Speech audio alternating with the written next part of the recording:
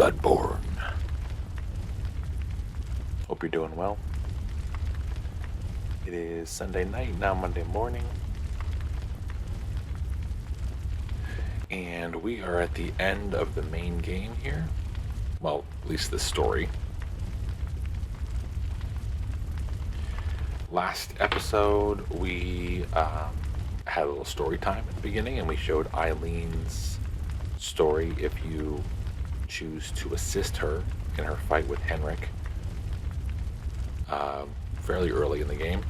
And then if you find her later outside of the Cathedral Ward, not the Cathedral, well, yeah, outside of Cathedral Ward, if you go up to the Grand Cathedral, she's outside and she's dying, and she tells you that, you know, the person inside basically did the deed and took her life. And you go in there and fight him. I still didn't find out what his name was. I don't know if he has a name. I'm sure he does.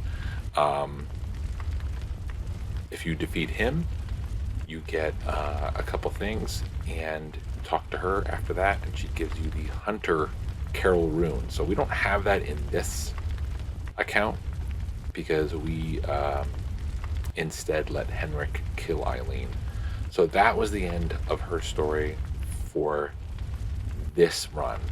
But as I mentioned last stream, I played this again on my main account, and I went through and I showed how that story progresses. So you can go back and watch that one to see, you know, the small little nuances. The hunter fight is rather difficult, but apparently I was powered up enough that it worked, you know, and I was able to defeat the hunter on my second try. And because it is a Carol Rune that you get only in that instance, there's 4 Carol Runes, 2 of which we have, and the last one we're going to get in just a moment.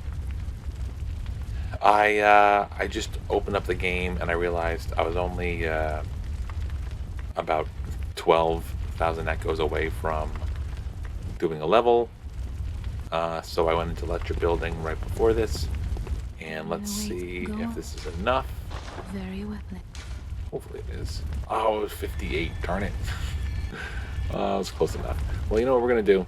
Farewell, good hunter. Let's go finish Alfred's story, in the waking world. which is how we ended it last stream. After defeating... did we do 3 bosses last time? We did... Yes, we did Amygdala, Ebrietis, and Master Ligarius in the last stream. That was Friday night, Saturday morning. I don't remember. Either way, it's about 48 hours ago, and that was done. And once that was done, with especially with Master Ligarius, we got the crown, which allowed us to go through a hidden doorway and meet the Master of the Vile Bloods, Queen of the Vile Bloods, something like that. So once we were done with that conversation, we got a couple things from her, and we went back and talked to Alfred and gave him the unopened summons, which is on the table right next to the leader of the Vile Bloods, because he's always very interested in the Vile Bloods. He always wants to find out about them. So let's go see what happened with that once we gave him the summons. We're going to go to Canehurst. We're going to go to the Vile Blood Queen's chamber.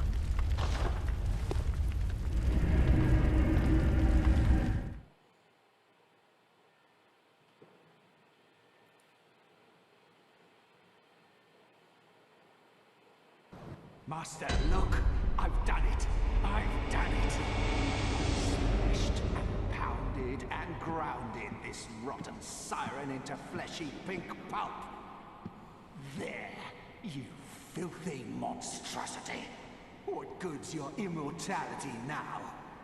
Try stirring up trouble in this sorry state. All mangled and twisted, with every inside on the outside for all the world to see.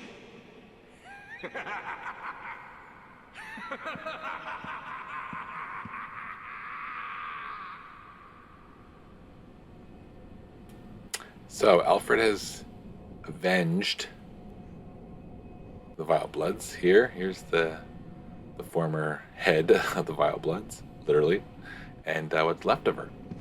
And if you inspect it, you can get the queenly flesh.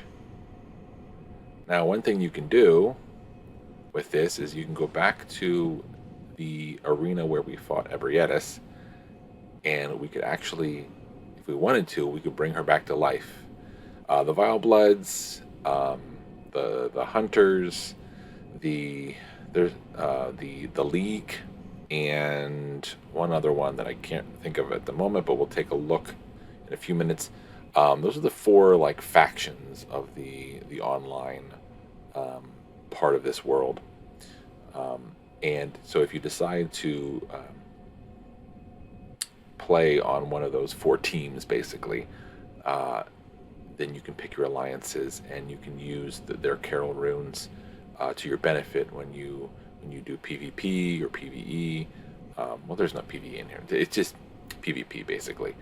So, yeah. So that's that part of the story. So Alfred has bloodied himself. He's got chunks all over himself of this Vile Blood leader. So that's basically it.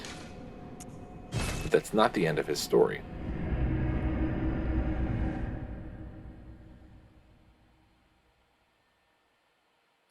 I don't think you can do anything else with the Queen's flesh. Let's take a quick look at it.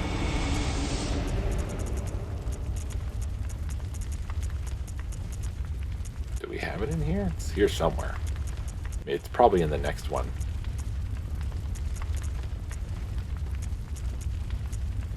We have red jelly, we have pearl slugs, inflicted organ, yellow backbone. I don't see it in here, actually. Living string, these are all very important chalice things. We got the Canehurst badge when we gave... Yeah, we got the Canehurst badge by meeting the Vile Blood. Join them. Yeah, okay, so this is the badge, so you can join the Vile Bloods. Oops. Cosmic Eye Watcher badge, Wheel Hunter badge. These are all for certain buying certain weapons. There it is. What remains of Annalise, Blood Queen of Canehurst. This pinkish lump of flesh remains warm as if cursed. All hail the undying Queen of Blood. I believe if you let her live and you keep visiting her as part of the Vile Blood pact, she gives you blood vials, I believe. And they probably have the same kind of effect as Yusefka and Ariana's blood vials. Let's see, is there something else I needed to look at here? Probably not. Probably not. We have 3 chalice ready to go. Well, if we have time, we'll look at that. And I don't think it shows the Carol runes in here, does it? We're gonna go take a look. Yeah, okay, so we have corruption. Okay, so that's what it was. We got corruption as part of the Vile Bloods. We got impurity as part of the League. The Hunter rune we would have gotten from Eileen if we finished her story. And the final one we're gonna get right now, having finished Alfred's story, we're gonna go back to Cathedral Ward.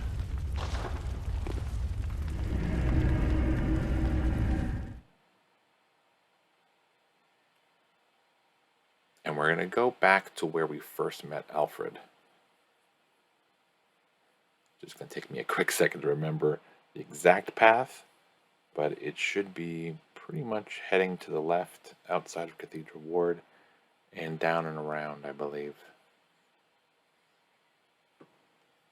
One of the first areas we were able to go to in Cathedral Ward when we started that area. I don't need sedatives right now, I'm doing pretty well. Let's check with this girl again. She just laughs. Yeah, I see no point in ever inviting her here. It's kind of foolish. I was led to believe that she actually gave you something. I think she's just more of a risk, because you risk the chance of losing Ariana before you can get her blood, and much more importantly, the third umbilical cord. Right, so this is where we wanted to go. This is the area, and I think we're going up from here. We're just gonna take out these guys. The dogs die by fire. Did they jump into the fire and die? They did. Look at that. Silly pup. Silly pup. Are we going down here? Is that how we're getting there?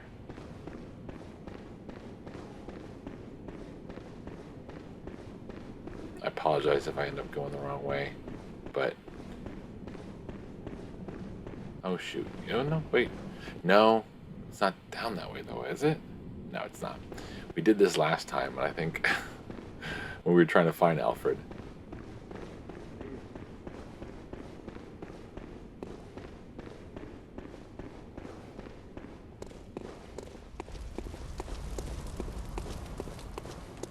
Here we are. Okay, this is where we want to go. So I'd like the dogs to come down here first. I don't want to get ambushed by the gun.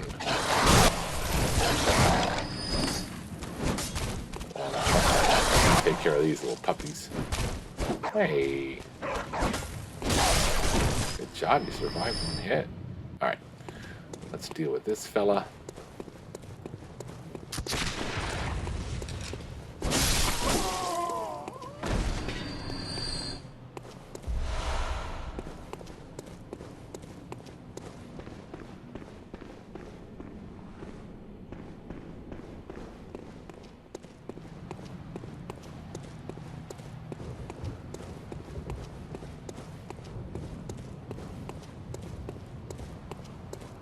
So here's Alfred.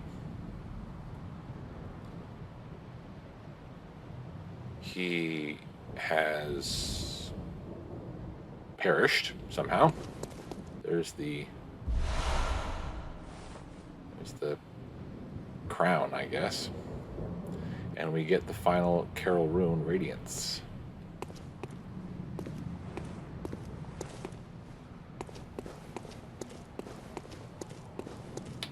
Before I go back to the dream, I'm just gonna get a few more echoes.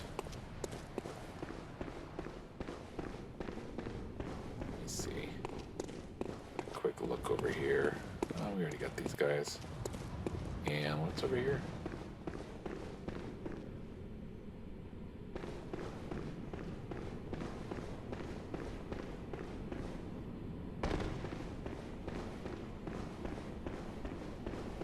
Let's just get some of those big boys. The stairs. Just so we have enough to get one more level. May as well not ruin it. Because the next thing we're going to do is we're going to initiate the first two endings. Where's the steps over here? And we're going to go into the third ending.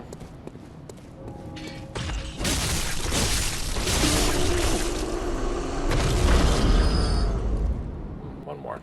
We're going to go into the third ending, but then we're going to quit out so that we can get the final, I believe it should be the final badge of the main game.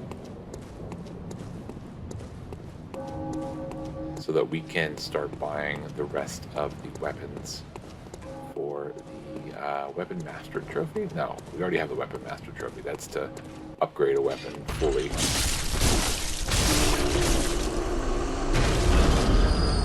Alright, that should be good.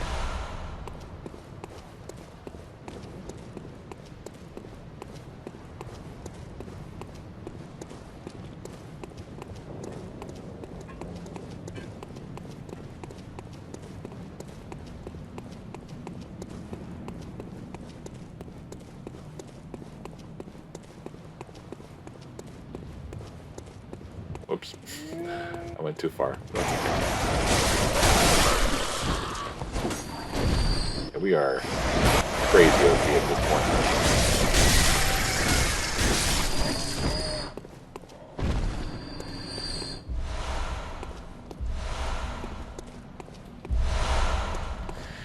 So my thinking was, as far as post-main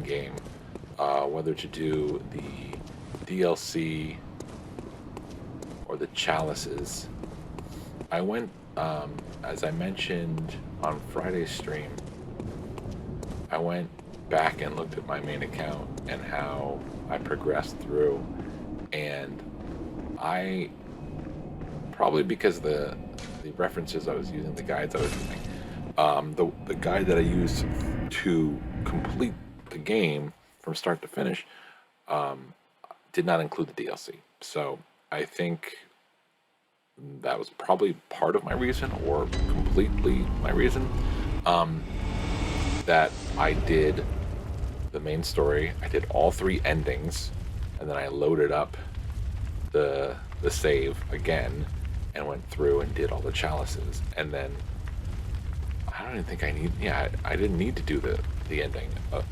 4th time, because I played up until getting the Thumerian Queen at the final chalice, and then I got the platinum, and that was it. And then after I got the platinum, I went and I did all the DLC,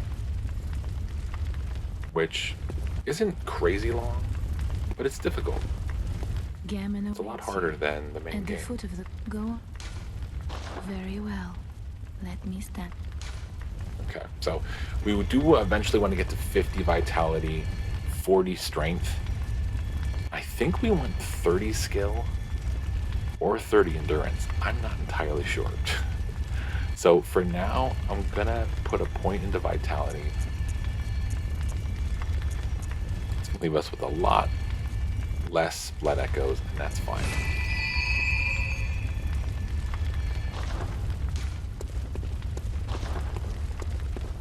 We'll take a quick look at that rune we got,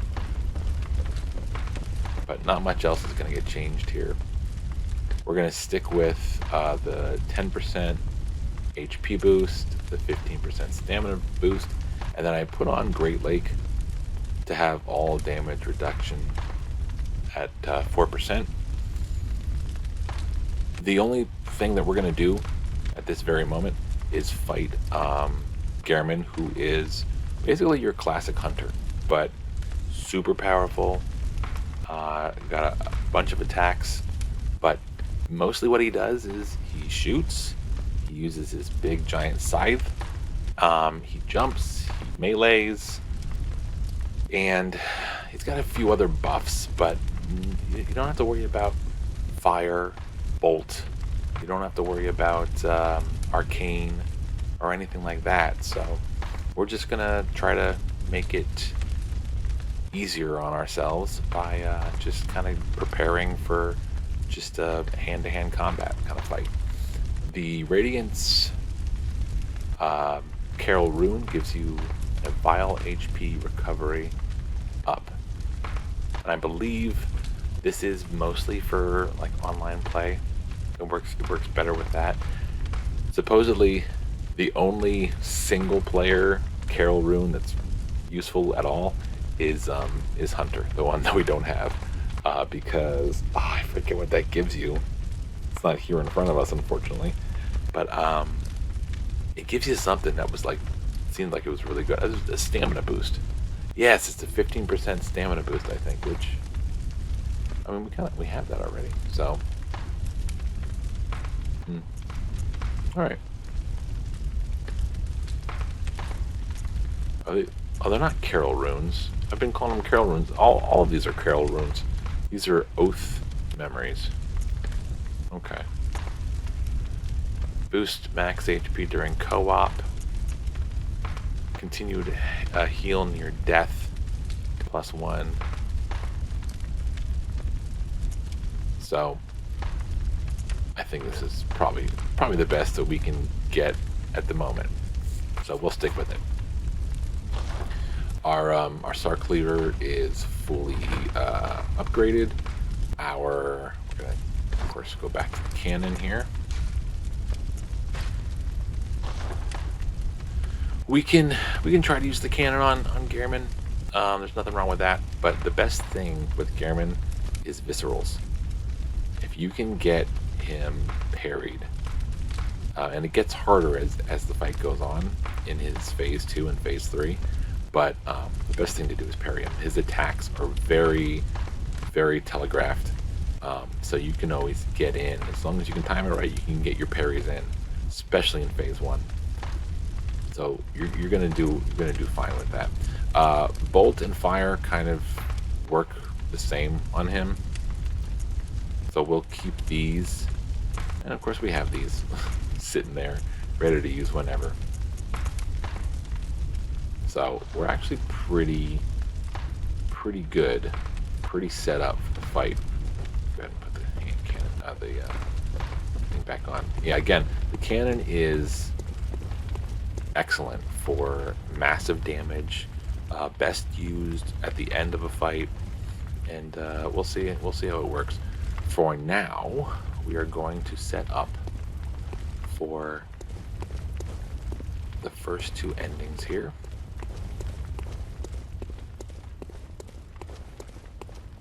Okay.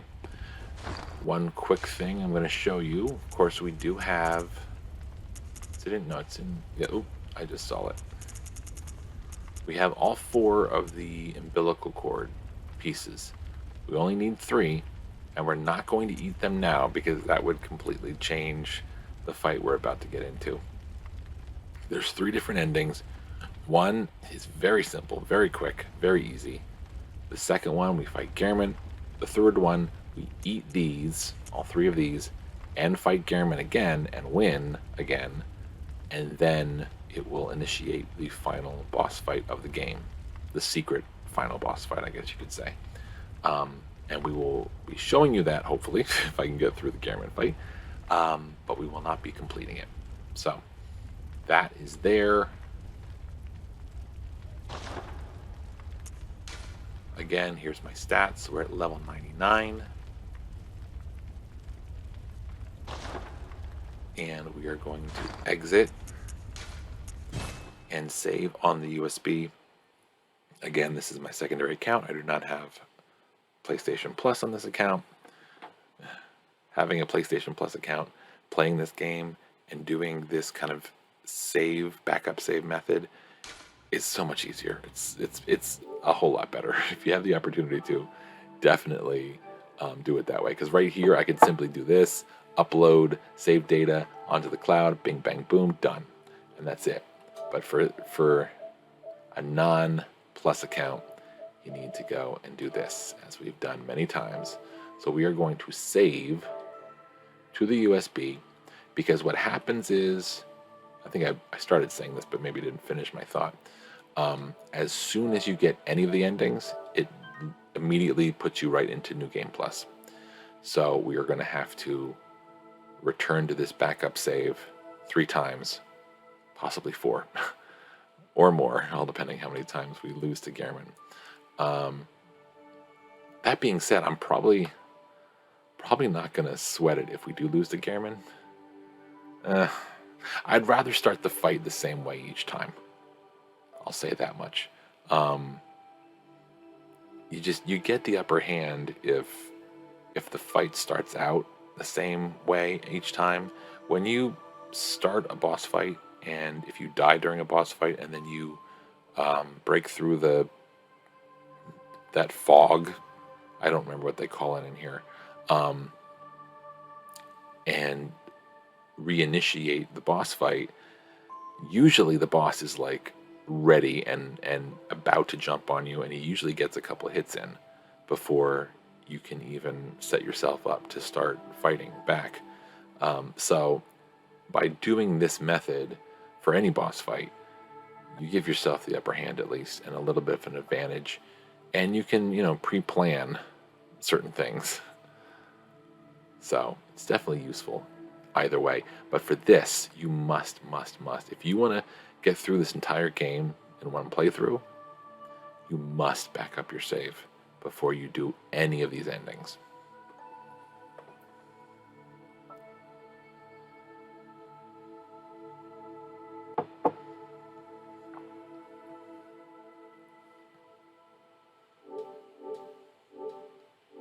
right, so the ending is in place. We're good to go. We are all set. The first ending, we don't have to worry about anything. We're just going to walk up to him, and we're going to initiate the first cutscene.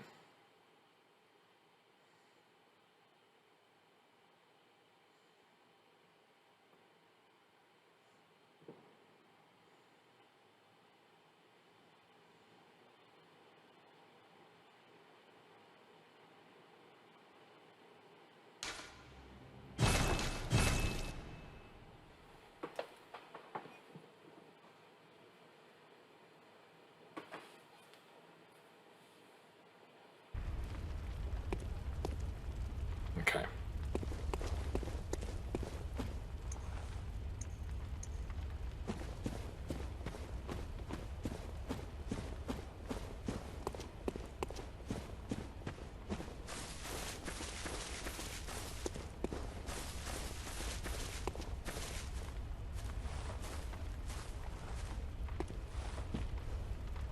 Good hunter, you've done well.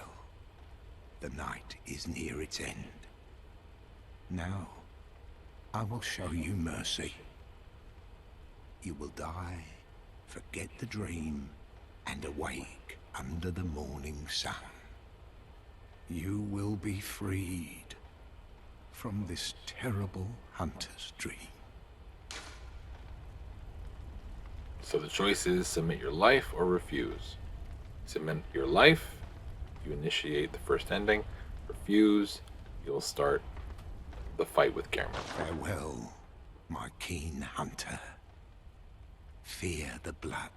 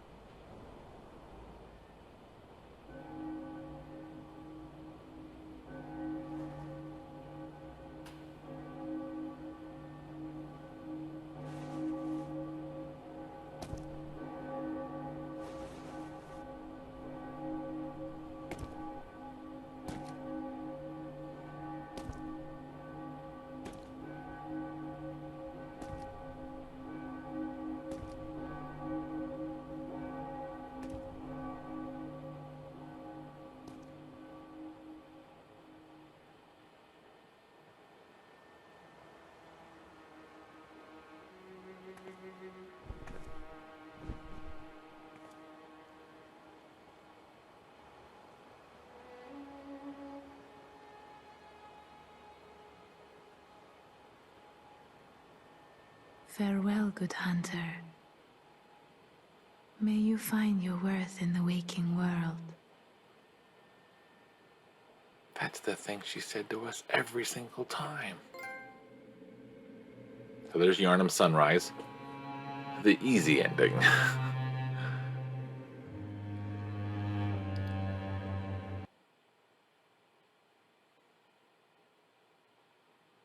We don't need to watch the whole credits run. Nothing special happens in those credits as far as I can remember. Then literally it's just going to start up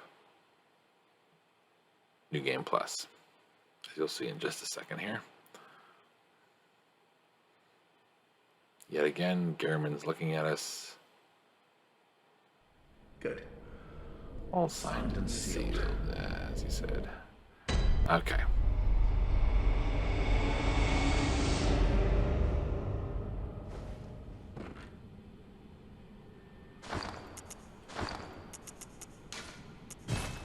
Having played this on 2 separate accounts over the last month and a half, I kind of really want to play New Game Plus all the way through and just see how much more fun it is.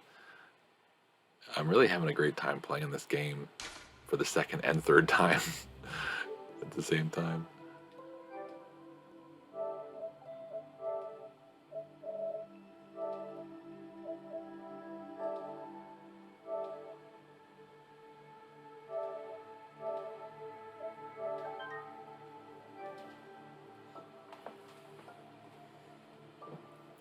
So no promises that this is going to be an amazing first try and win, because Gehrman's a hard fight, you know. He's a fast hunter, and he's very talented. He's very adept. He's very skilled.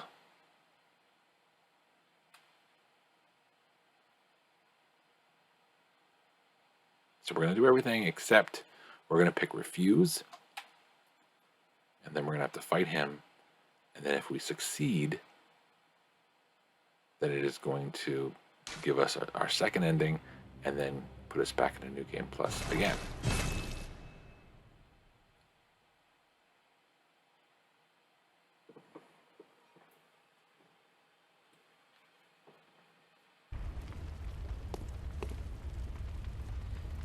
One thing I was told to do before I do this, let me just up to the insight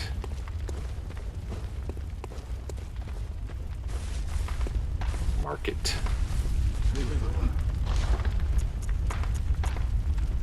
It's told to buy the Ashen set.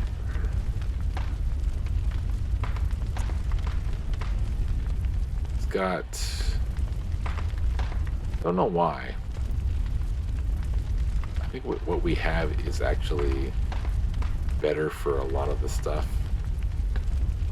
because our physical defense is at 110, I think, with the hunter guard. Let's see, or rather, let's take a look at this. 110, yeah, 110 physical and versus blood. Blood defense being 110, 40 for arcane, which is pretty low, and then 110 with fire, which is great, yeah, and 70 for bolt. We have the White Church for our poison resistance.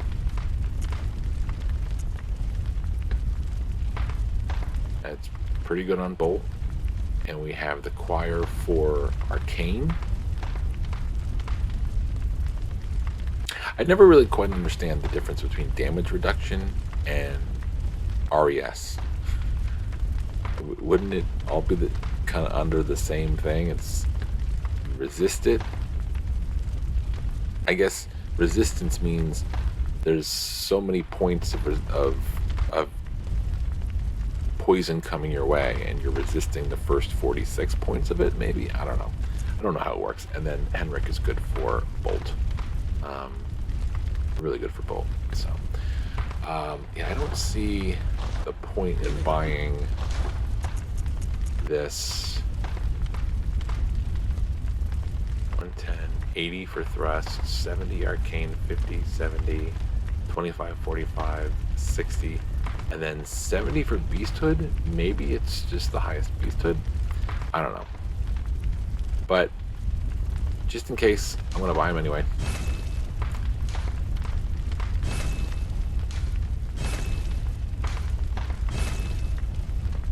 I was also told to buy Gascon at some point, but I see... It is pretty good for a lot of different things. We have 29 insight. Yeah, why not? And we have so much Madman's knowledge and Great One's wisdom. It's just, yeah. So I don't know, maybe the person who wrote that guide was telling, you know, people who follow it to do so in order to reduce their insight so that this next fight was a little bit less damaging. I don't know. We are all set. We have bolt paper. We're going to try first. Can't promise it's going to be better, but let's go. Cannon.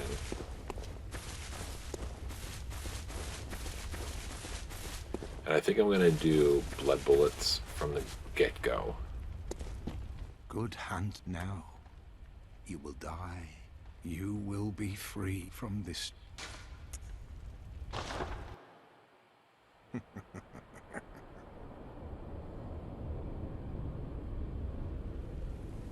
Dear, oh dear.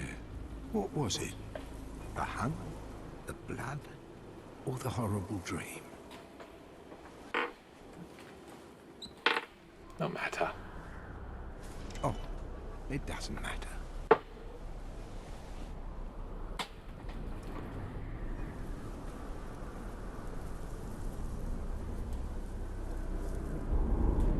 It always comes down to the hunter's helper to clean up after these sorts of messes.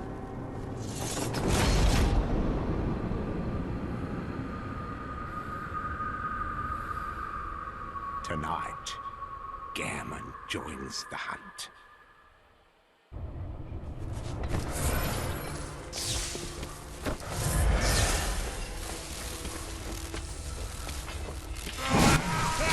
Ooh.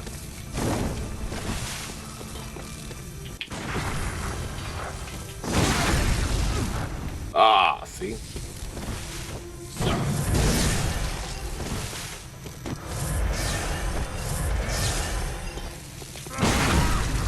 Darn it. Missing my small window there.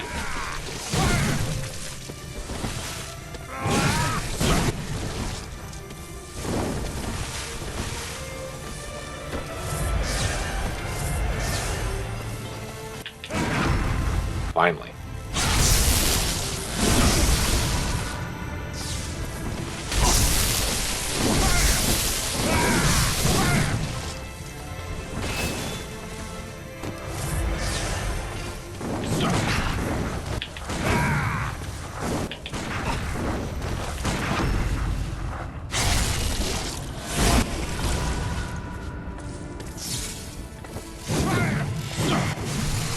Okay.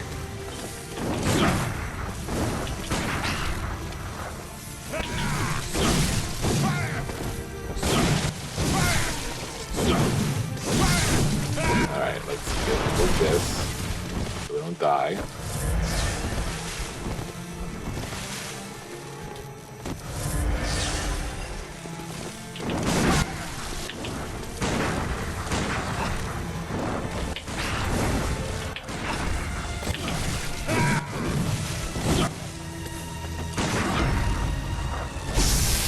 Darn it.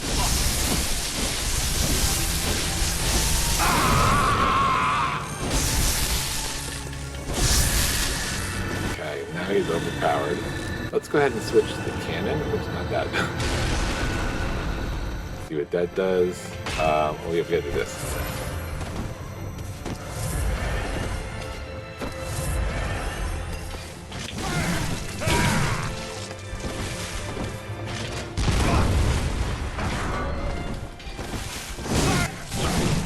Darn it.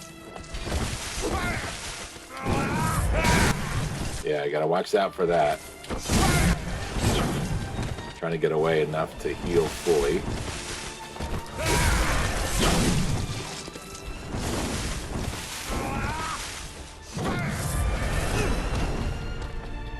Switching to... Come on, heal.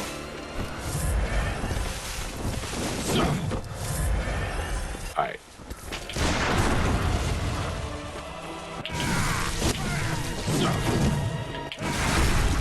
Ah, darn it.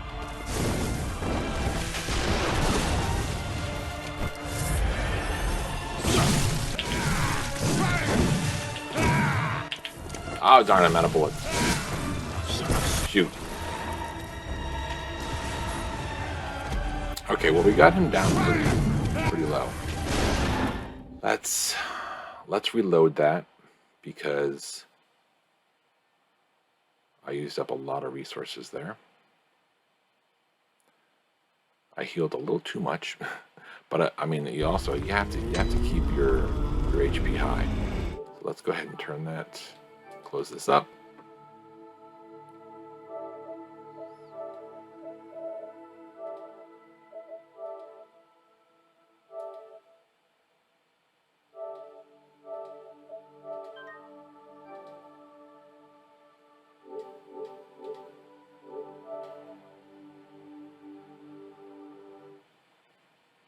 Just a matter of being a little bit more aggressive and being quick on certain things, because he just gets faster and more powerful in phase 2 and phase 3, but not much else changes, you know. He comes at you in different ways. What I was talking about towards the end there was, if you get too far away from him, he can kind of jump up and land on you and take a bunch of your health. But the best thing to do with him is just parry him as much as possible. I think towards the end there, I should have been using the bolt and the beast blood. I'm not going to buy the...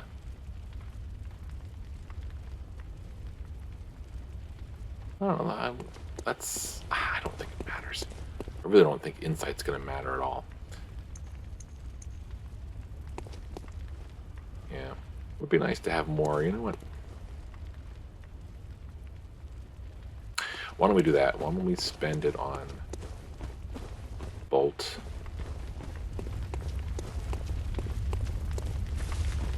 So that we don't run out of it. I think I still had a bolt paper or two. Probably had two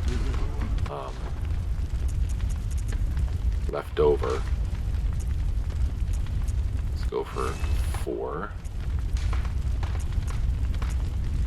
Buy fire paper as well.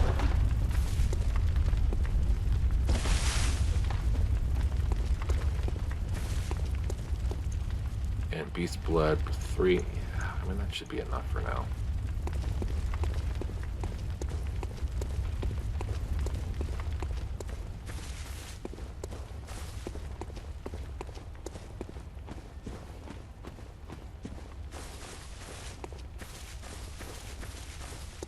The cannon floored him, but it kind of sent him too far away.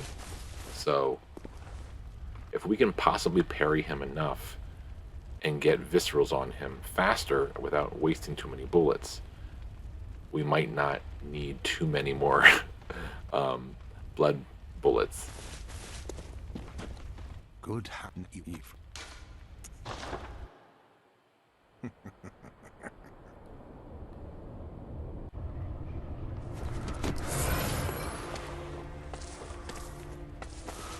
Why am I not using that? What did I do wrong? Shit. There we go.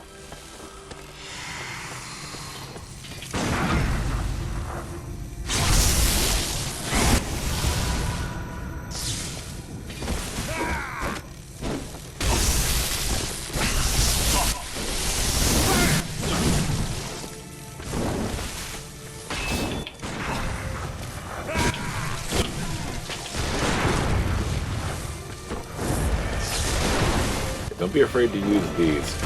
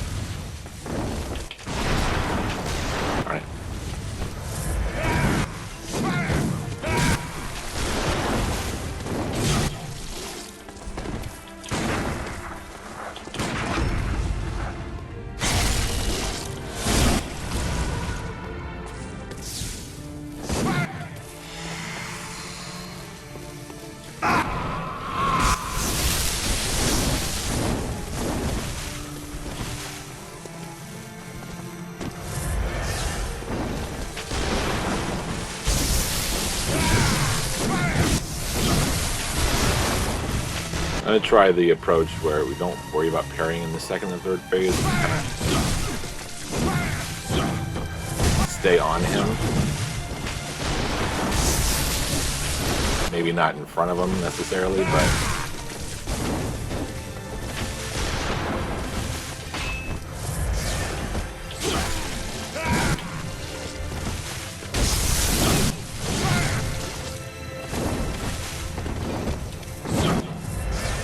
Where is he? Where'd he go?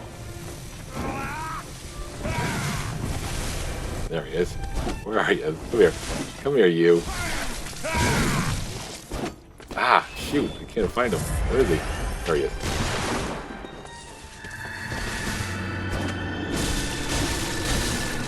Oh, we are very close. Okay, we got him. So yeah, I think staying more aggressive for the second and third phase, definitely better. You can parry him a lot easier in the first stage. As you can tell, you can see most of his attacks, but some of them.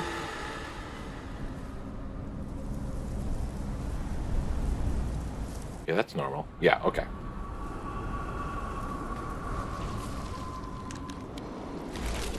I got worried there that I somehow initiated the wrong fight.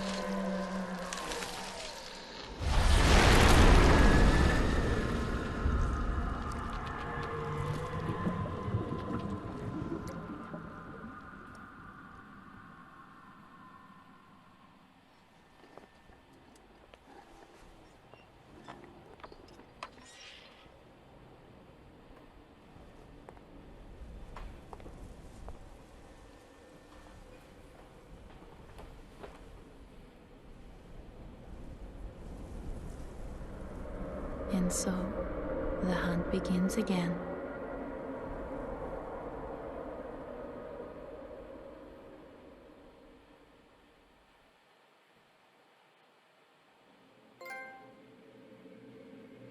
And there's your second ending, Honoring Wishes. So, that ending basically means we killed Gehrman and we took his place. Thanks to the Moon Presence, which is the secret boss, which we are going to set up right now. And then I think once we get into that fight, if we can finish Gehrman quickly enough, I think we'll probably end there anyway. I don't think we're going to go into the chalices. It's pretty late, so I'll probably end it there.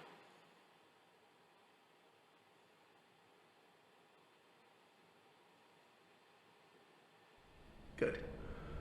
All signed and sealed. All right.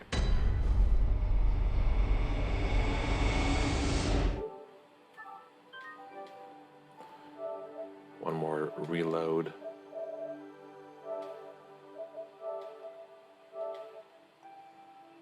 Hopefully only one more. We still do have to fight Gehrman again and beat him.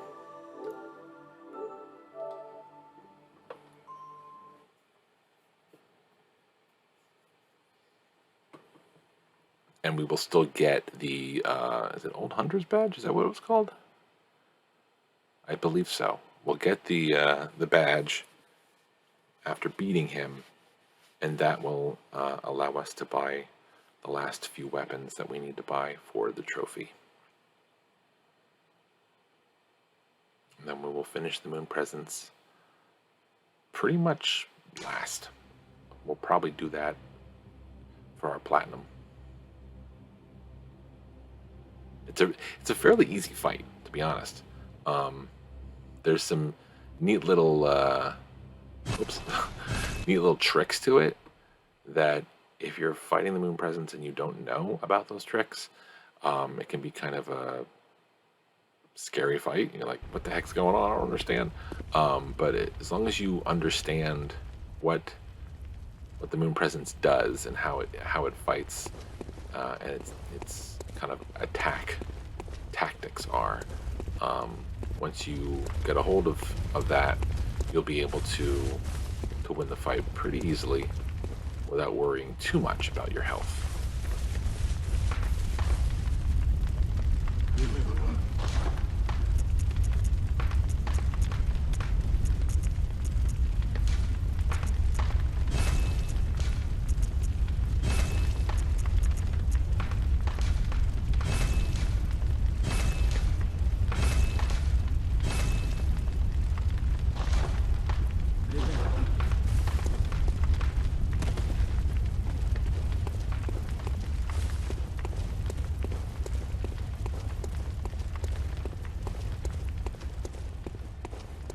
So this will hopefully be the same save that we're going to continue with. So I did buy the Ashen set in case it does help. I'm going to put on bolt paper. We're also going to consume the umbilical cord pieces.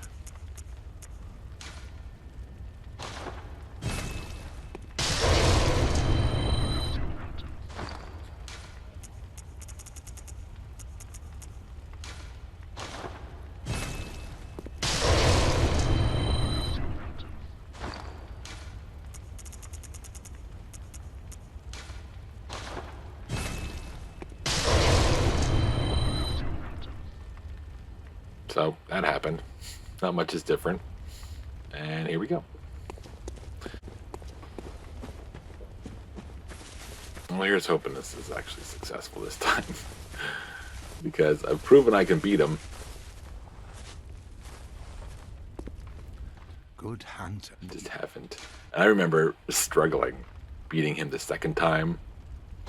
I probably did the same thing too. I probably forgot to eat the umbilical cords one of those times.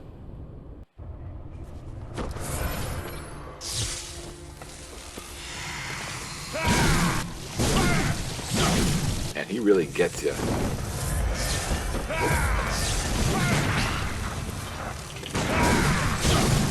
The gun.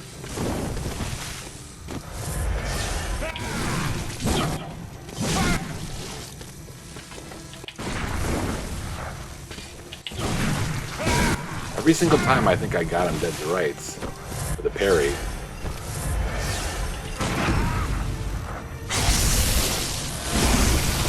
He gets those 3 or 4 hits on me right away. Shoot.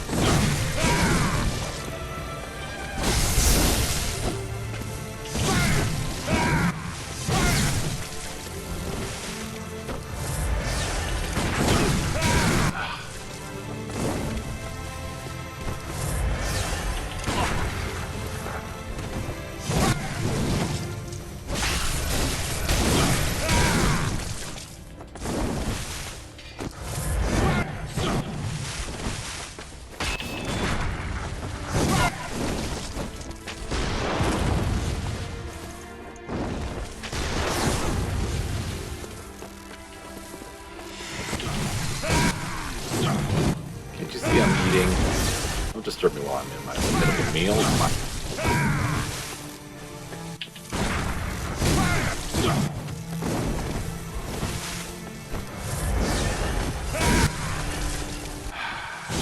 Yeah, I'm telling you, this is definitely not in it.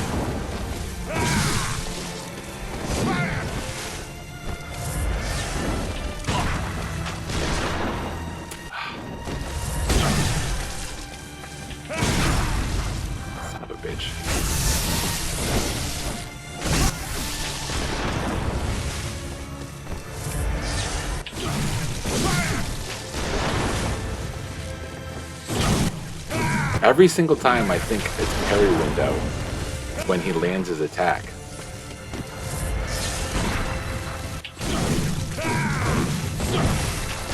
Alright, I just gotta stop parrying him. Just go for the hits, but I'm failing really badly.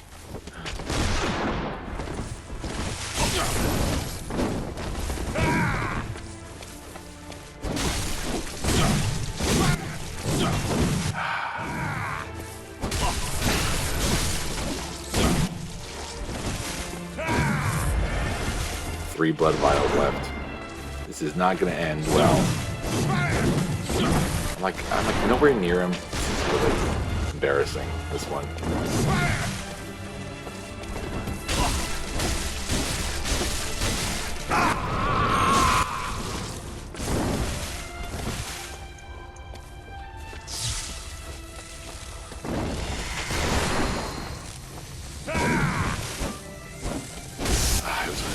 far away.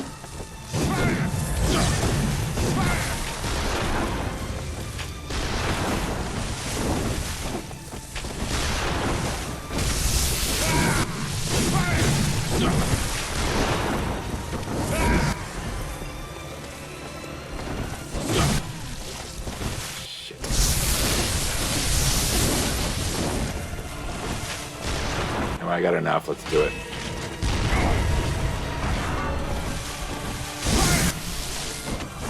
Come on. Stay over here. Son of a bitch.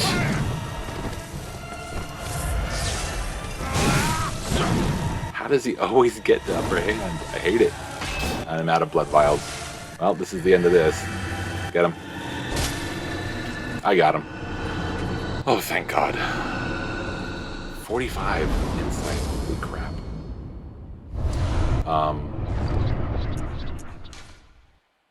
Shoot. What I should have done was I should have put Bold Hunter's Mark on my inventory.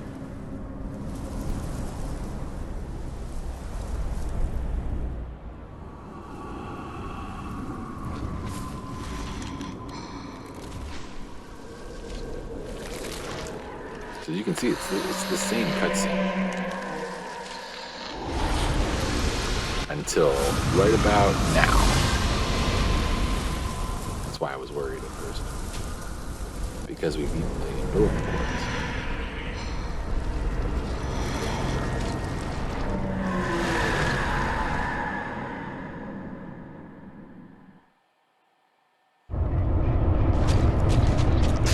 It's not gonna work, but yeah, yes, of course it is. And then he kills me, which is fine.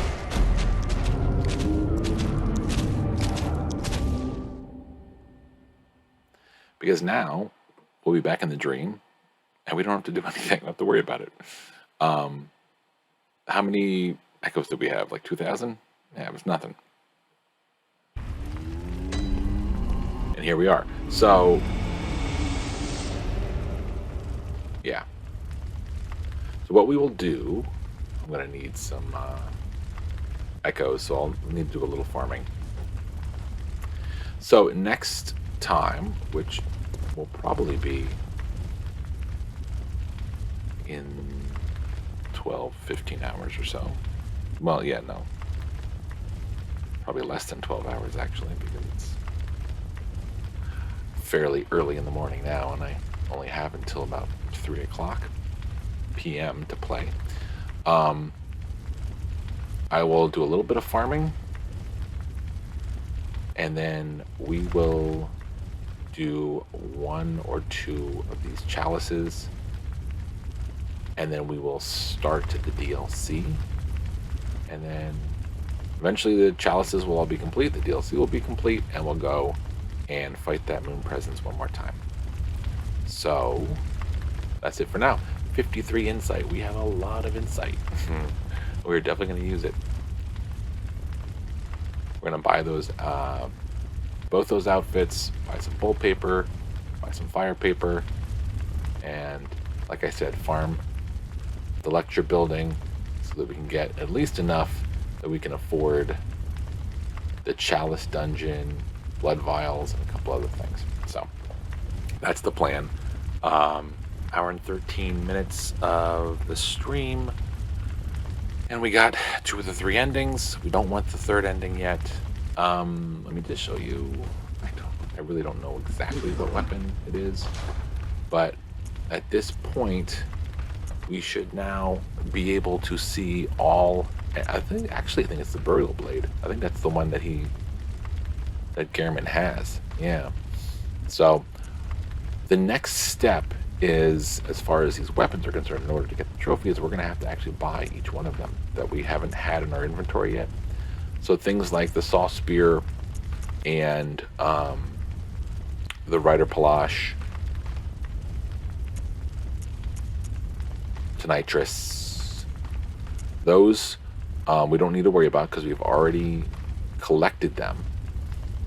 They were already in our inventory. But the Logarius wheel we just got the access to in the previous stream. Stake driver, rifle spear, we got from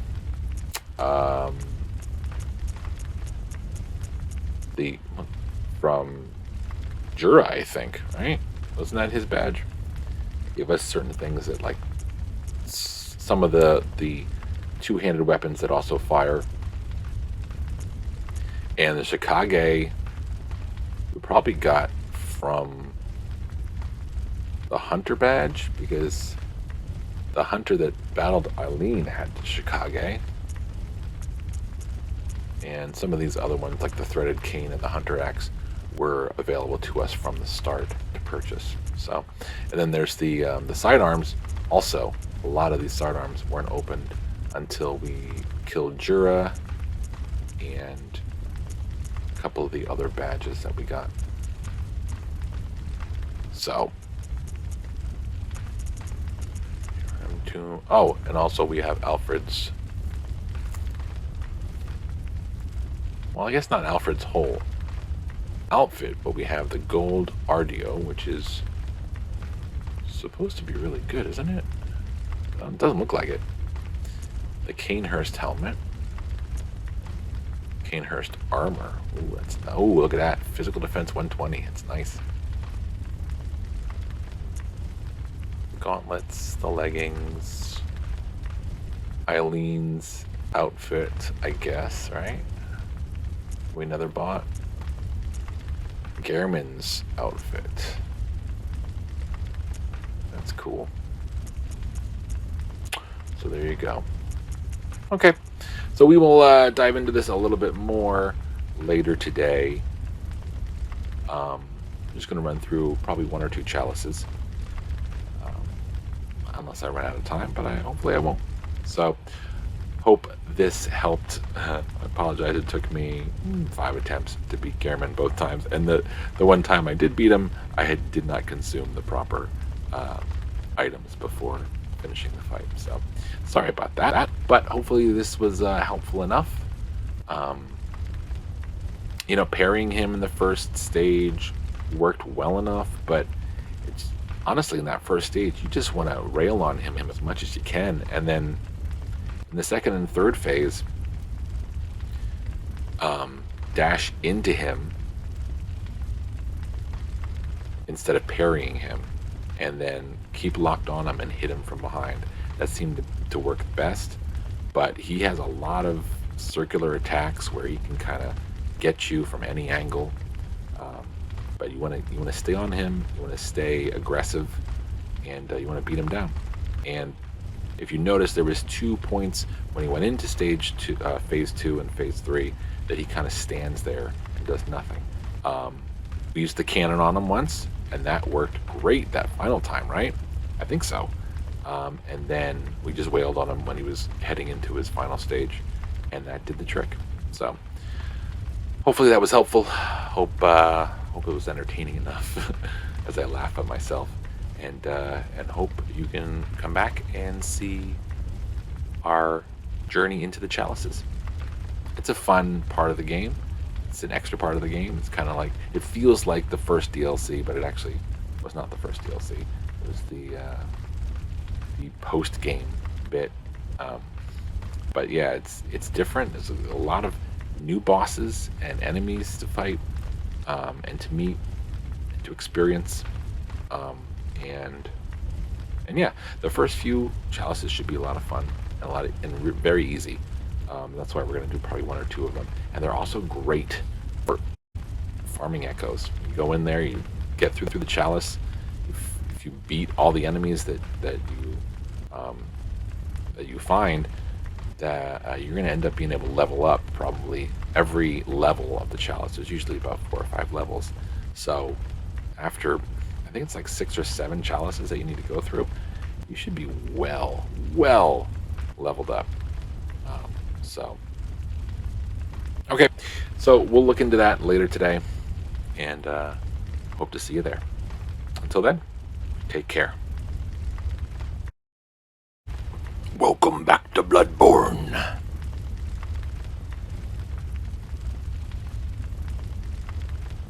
Hope you're doing well. This is a relatively a continuation of last night's stream. Last night we did 2 of the endings, and we allowed the moon presence to kill us. Yeah, I allowed him to kill me. That's how I planned it. Basically, we ate the umbilical cords. We fought Gehrman. We beat him. Let me back up. We did not eat the umbilical cords. First, we went in without eating the umbilical cords, and we talked to Gehrman and chose to sacrifice ourselves. Got ending 1. Then we reloaded the save. Very important that you make a save before you do any of this. And once we reloaded the save, we went in and we refused Gehrman's offer and fought him and won against him and got the second ending. Then we reloaded the save a 3rd time. Then we ate the umbilical cords. We have all 4, but you only need 3. And we fought Gehrman again, beat him after a few attempts. And then we met the moon presence and began that fight. And the plan was to exit out or use a bold hunter's mark. But in the end, he ended up killing us right away because we had no vials, we had nothing. So, but that's fine. That's kind of where we wanted to be anyway. What you want to do is you want to leave that fight any way you can. If you can save your echoes after beating Gehrman, that's great. Do that. But we did not. So I ended up coming back to the dream with 0 echoes. We now have 53 insight. And we are that much closer to the platinum.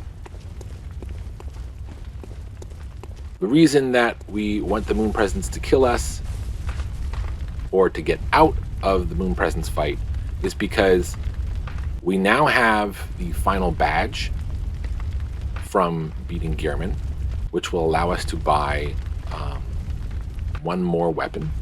We are 1 weapon away from getting the trophy. I don't remember what it's called. I think it's Hunter's Essence, because we have the Hunter's Tools trophy. So we need, let's take a look actually. Maybe we'll be able to tell from here. Hunter's Essence, yes. Acquire all hunter weapons. So there's 1 more weapon we need to obtain, and it's deep inside the chalices, and I think it's actually the Ailing Laron Chalice, which is the 4th chalice that you'll visit if you play the way you're supposed to play. We'll talk a little bit more about that. And the Blood Gem Master, if you don't pick it up randomly dropped from a boss or possibly even one of the random enemies, especially the bagmen or some of the other higher ranking enemies you'll fight in the chalices, you will get it by the time you get to the Isis Chalice, which is the 2nd to last chalice that we will go into. It's the 6th out of 7 chalices. The Isis Chalice, you'll be able to pick up a extremely precious blood gem if you haven't gotten it already. The other 2 hidden trophies here, I believe, must be the Thumerian Queen and I guess the Moon Presence. Yeah, the final ending. So that's the other 2 that we're getting. So at this point, the way that it works is we have to do the First Chalice Dungeon. I'm just going to buy some of these outfits here because we have a lot of insight. We may as well buy some of these great outfits. I'm going to buy this one too. I don't think it's going to end up proving to be very useful to us, but 41 insight, we're still very, very well. We're doing real good. At this point, now that we've beaten Gehrman, we can actually buy blood rocks. for 60 insight. We've picked up a ton of Madmen's knowledge and Great One's wisdom. So we can go back and look at that in just a second. But, you know, you could use enough to get an additional blood rock. There is another blood rock in the DLC. And once we get through the First Chalice Dungeon, we'll be able to access Root Chalices. And Root Chalices are an online way to kind of make your way through the Chalice Dungeons and all the requirements that you need a lot quicker. It's kind of an exploitive, kind of cheaty way to do it, but Root Chalices are chalices that were created by other users that will basically have specific collectibles you can get in the chalices and specific bosses that you can fight. Some of them are set up so that you can go directly to the final chalice to fight the 3 bosses you need to fight, and the last one being the Thumerian Queen, which will give you that trophy. That's one option. You can also pick a Root Chalice that will get you the Beast Claw, which is the final weapon that we need. And there's also a variety of Root Chalices that you can go to farm echoes. There's one that is becoming very well known in the last, I think, 2 or 3 years. It's CUMMMFPK, I believe, is the glyph code. And if you go into that Chalice dungeon, all you have to do is load the dungeon, walk in, and you'll get, like, I think 77,000 echoes. And then you just leave and just do it again and again and again, and you get hundreds of thousands of echoes in just a few minutes. There's other chalices like that where you can go in, you can fight your way through and earn a ton of echoes. You can fight your way through and earn all the materials you might need. But we're at least at the beginning here, we're going to look at the First Chalice Dungeon that you need to do. We have not done the DLC yet. We're going to do the DLC a little bit later. DLC is really fun, really cool, and it's really hard. And my thinking in doing it this way, by the way, you can buy a living string? Huh. I thought living string was the one thing that you couldn't buy no matter what. Or maybe I can buy it now with Insight because I have one. Maybe that's what. A different team of people that have been playing this on YouTube for many years. It's the former IGN UK group, which are now RKG is what they go by now. I think is their initials. Rory. I can't think of the other 2 guys' names. They're real fun guys that have been kind of playing Bloodborne and a bunch of other games. They do like Let's Plays together where Rory is the guy who usually plays and the other 2 will just kind of hang out and talk about the game and everything. Anyway, I over the last few months, I think for their Patreon subscribers, they have had their Bloodborne Chalice run through, and they got to the second last chalice and realized, oh, we never killed that big brain thing in Nightmare of Mensis. We felt bad for him and we never killed him, so now we have to play through the entire game again and get him. So yeah, so we didn't do that. We killed the frenzy brain with a million eyes, like we're supposed to. But you know, these are all chalice items that you can buy in case you need to get certain chalices open. And of course, we do have all of these available to us as well if we want to upgrade various weapons. I'm going to buy a few more bolt paper just so we have them. Okay, so that's enough insight, I think, for now. But my thinking was I could go into the DLC, I could start the chalices. And the other option is I could go into like lecture building and just grind out echoes. I think when we have all the rest of this kind of at our fingertips and available to us, why not just start the chalice? We'll play a chalice or two, and then maybe we'll go into the DLC, and we'll keep upgrading because we're still at what, 41, I think 42 vitality. 42 vitality, 31 strength, skills at 26. We can come up to 50 on vitality, to 40 on strength, and I think to 30 on skill, or maybe 30 endurance. And that's pretty much where we want to stop. We could also beef up Arcane, so we could use some of those other items, but we sold a lot of those items that we can't afford to use because our Arcane's at 18. So, probably won't be doing any of that stuff. This is all of our stats here. We are pretty good. We got the 10% health, 15% stamina, and damage reduction for all damage reduction 4% there. Yeah, and then the continued heal near death kind of league rune.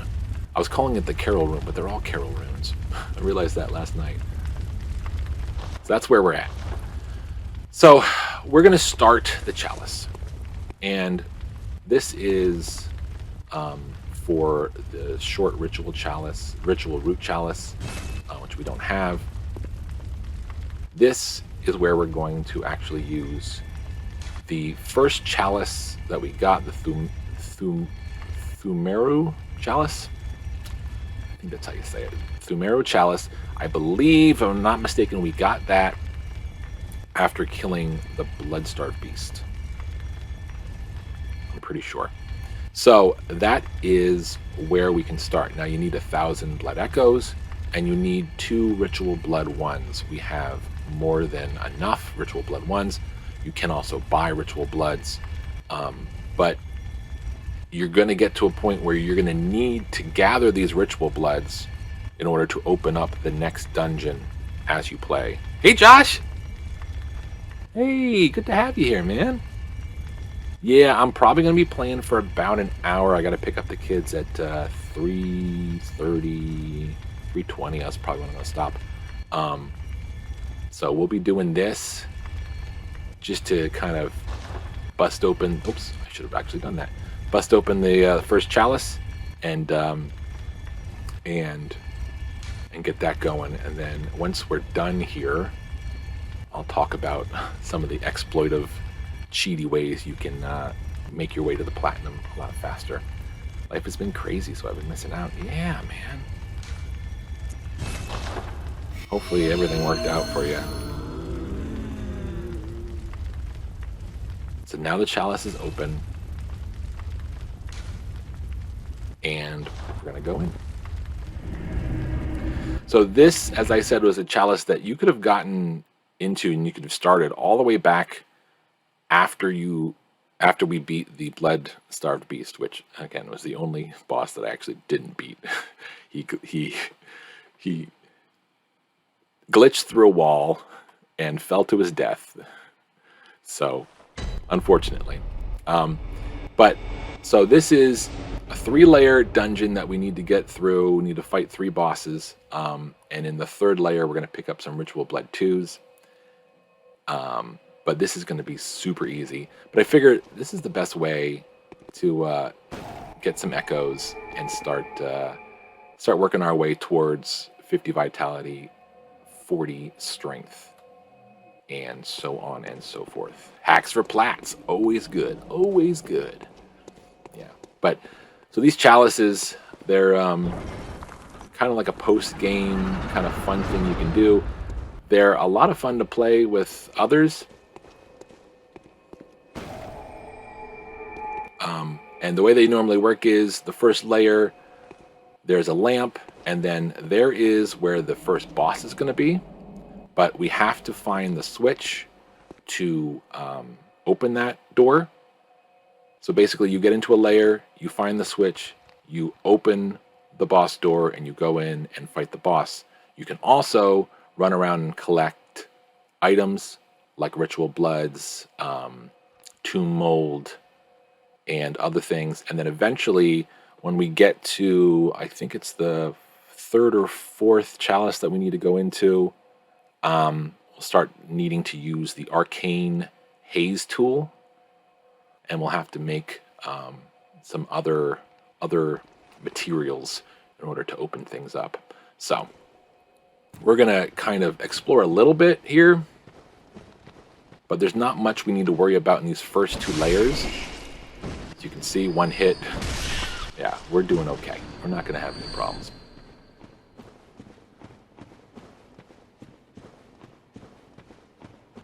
But we need to open up that door, so let me go over here and kill these guys. I think I need to go up that ladder. Oh, we got, yeah, that guy's throwing Molotov.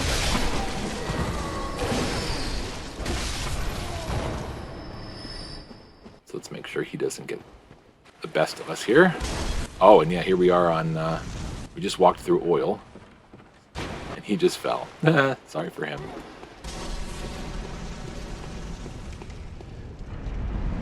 So when you see a bagman, do your best to kill him, because sometimes they drop useful items. Ritual Blood 2. There's one of the 6 that we're going to need for our next dungeon. Molotovs.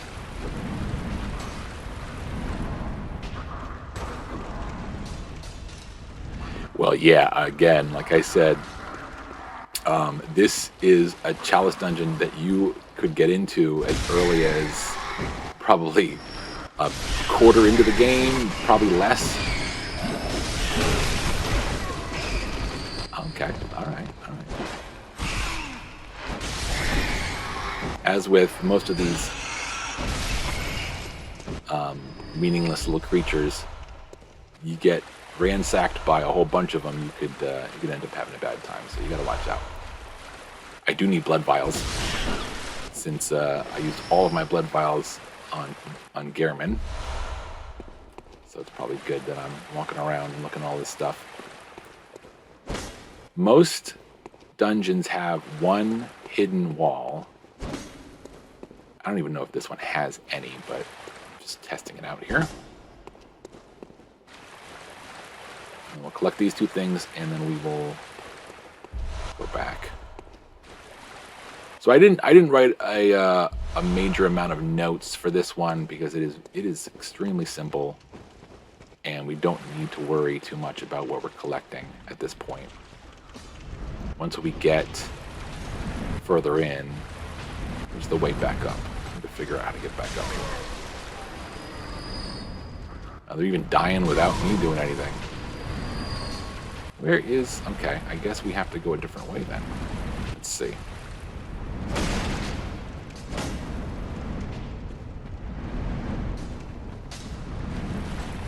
So that noise up there is those pendulums swinging, killing a lot of the enemies.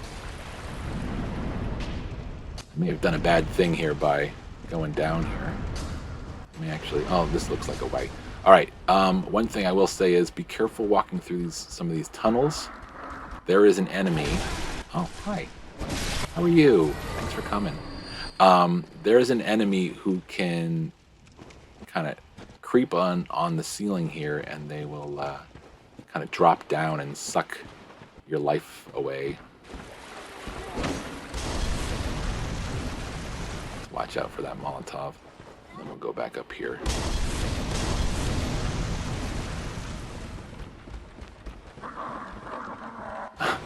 He's jumping down again. He's so nice. Okay, so let's go the way we're supposed to go. A lot more often on these dungeons, you're going to find... Ooh, almost got hit there. Bell ringing women. Very often you'll see red-tinged enemies. I would like to get to the bell ringing woman first, thank you. That's fine, we'll fight first.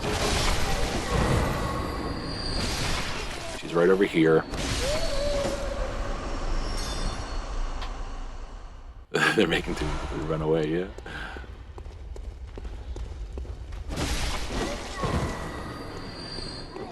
And then you're going to see a lot of these big boys. These are Merciless Watchers. At times you're going to have to fight them as the boss. There's like sometimes 3 of them. The other thing you can do if you want to, but right now we're trying to Ritual Blood 2. It's another one that I need. Great. Because we need the echoes, because we need to buy all the weapons and stuff. You could choose, if you wanted to simply run straight to the switch and even allow the enemies to kill you. Because what happens next is we need to return back to the lamp and go across to the boss door. So we could use a Bold Hunter's Mark here. We could allow the enemies to kill us. But instead, we'll walk over there. See what else we may have missed. I'm sure these pendulums are probably going to get me one of these times. You. Had enough of you and all your shenanigans. Alright, and back over to the boss door, which I believe is over here.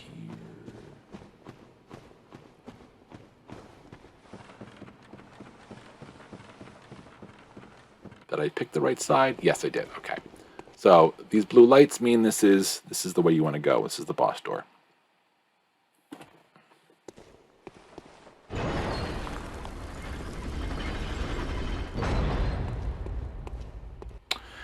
So oftentimes in other dungeons, when you come to this door, you open it. Actually, maybe it's the next door. No, this is the boss door. So normally when you get through the blue lit door, there will be a side room where you can go in. And those are best to go in to get all the other supplies, all the other materials that you're going to need.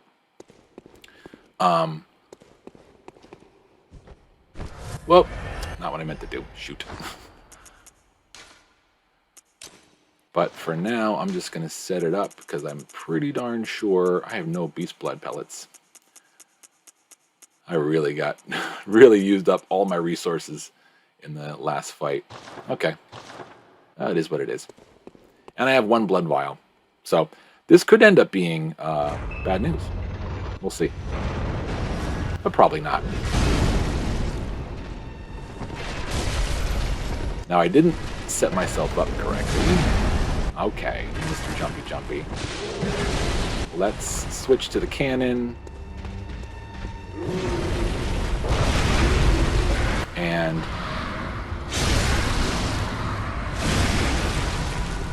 And that's really all we have to do. I was going to use fire paper, but why waste it? Depth Blood Gem 2 gemstone. Definitely not a master gemstone. Not what we need.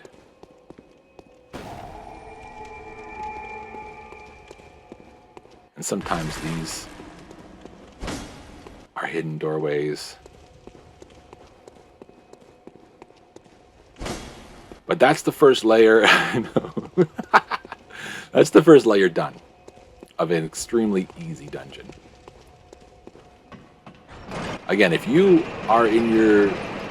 on your way to get to the platinum as fast as possible, you can do this whenever, but I suggest doing it after you reach the end of the story and so forth.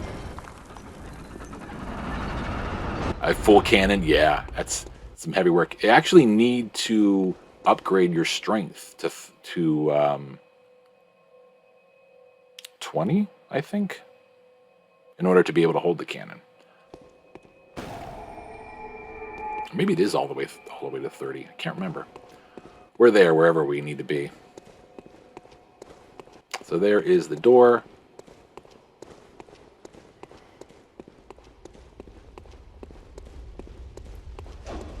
And again, I'm not going necessarily the optimal route here. I'm just kind of looking around.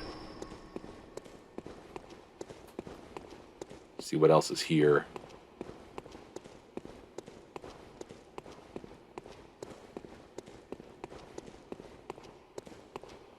Nothing. Nothing important. Oh, hi. Look at you. Good job.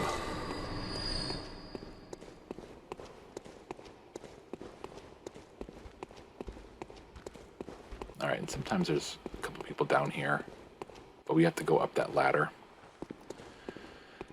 These are kind of ways to hide enemies. The smoke, there could be somebody standing in the smoke. Yeah, everybody's one hit.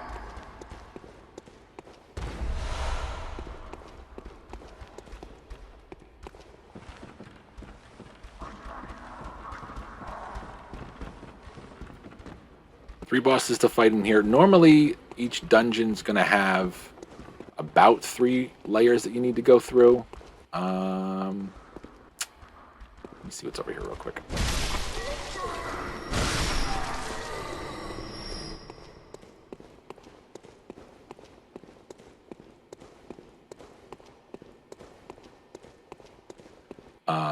And again, there's 7 dungeons. This dungeon, the Central Thumerian Labyrinth, the Lower Thumerian Labyrinth, the Ailing Laron, Cursed. Can you please let me talk? Rude. Gotta find that bell ringing woman. She's making a nuisance. That is not a step, so let's not go down there. The Cursed Pthumerian Defilement, which is the worst one. The Isis Chalice, which is super, super easy. And finally, the Pthumerian Isle? Ehil? Not entirely sure how to say that. Okay. Where is the bell ringing woman? Because I've had enough of this.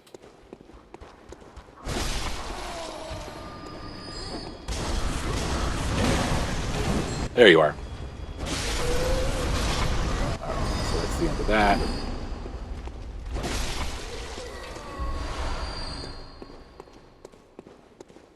Again, it's given us enough echoes that at least it makes it worthwhile.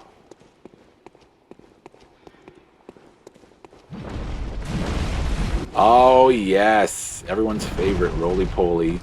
Not wearing any clothes. Merciless Watcher. Alright, let's just kill him. Alright, please put on some clothes next time. This is a family show. Not really.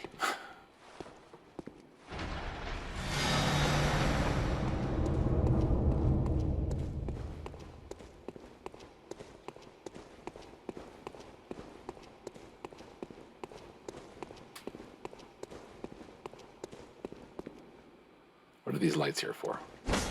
It's not a hidden door. I went the wrong way. Over here, right? Yes, behind this wagon, that's why. I was very confused.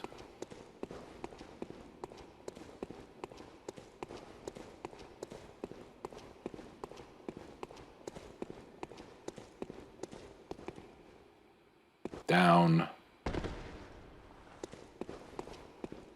And through here. Yeah, there we go. Oh, you gotta step out. Okay. Stay along. Finally got a chance to say hello, though. Yeah, it's really good to see you, man. Hope everything's doing well. And hope to catch you next time, man. Thanks for stopping in. Guys, I'm saying bye to Josh. Will you stop it, please? She's so rude. This was not the right way to go. Whoopsie. Where is that silly? It must be over there.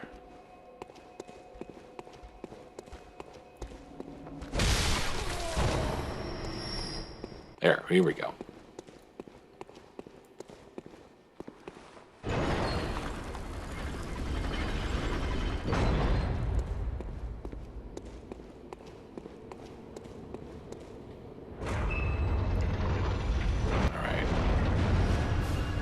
So now we got 3 Merciless Watchers. We want to get the guy with the gun first. He's going to be the biggest problem. Let's use fire paper.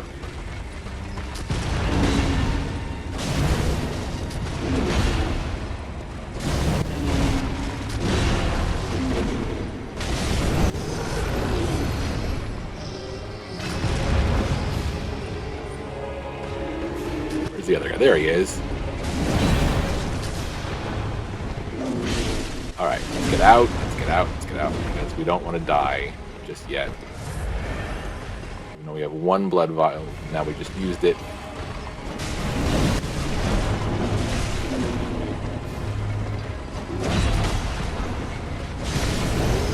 Alright, he's down, and then just the last guy.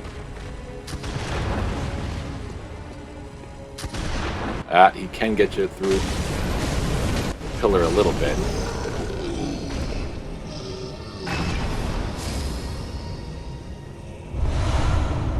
Now we have the Pthumerian Root Chalice, and we have another Tempering Blood Gemstone 2, which is nothing.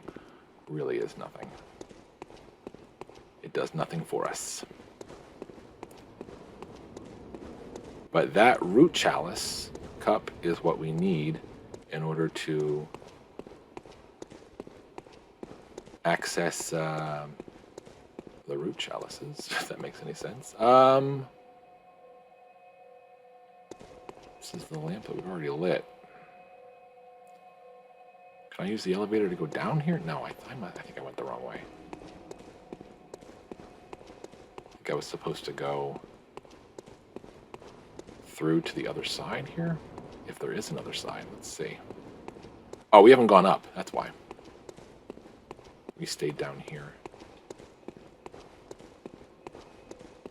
There we go. There's the lamp. Like the lamp, not the rat.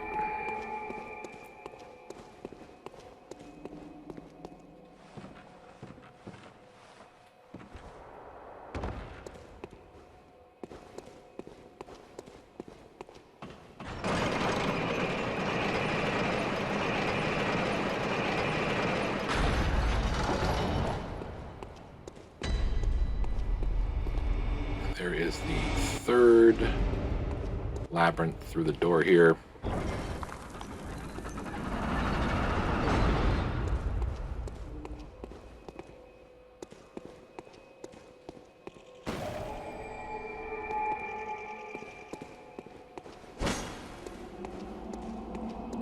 Okay.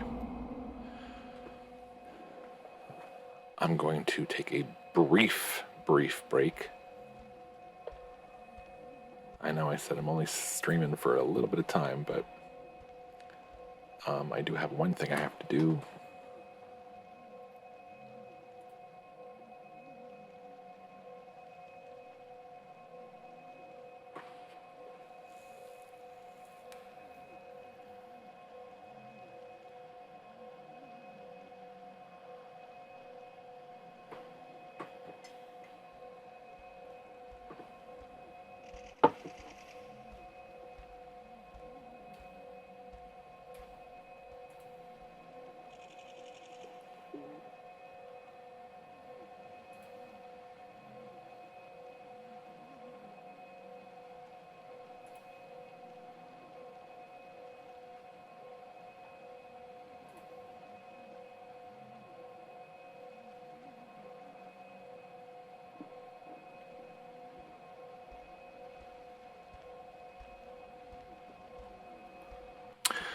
I was told there was something I needed to do, and I don't see it in my email, so just,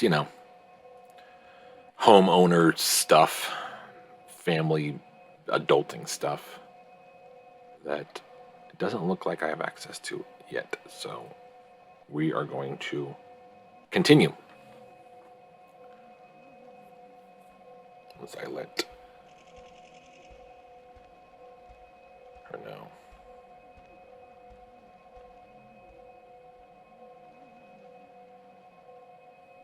Well, we'll let her know after the stream is done.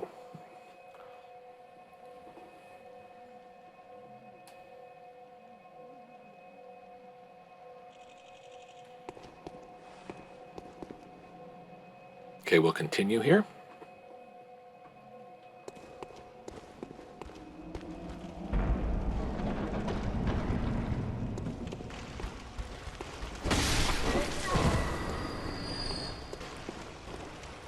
Usually, usually at depth 3, there's usually a summons you can get.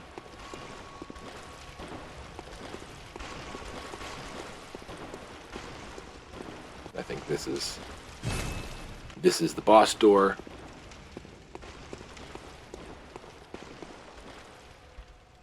I still have no blood vials. So this dungeon obviously was not the best. Oh wow! I didn't even see one of these guys. Was not necessarily best for grinding out echoes, because we only have about 20,000 here, and I think we started with probably half that. I'll try to get this guy without getting killed by the centipede here.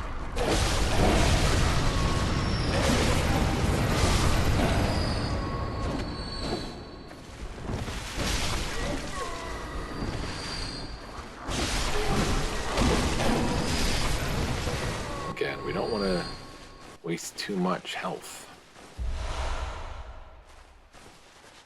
on these enemies, because I kind of need some blood vials.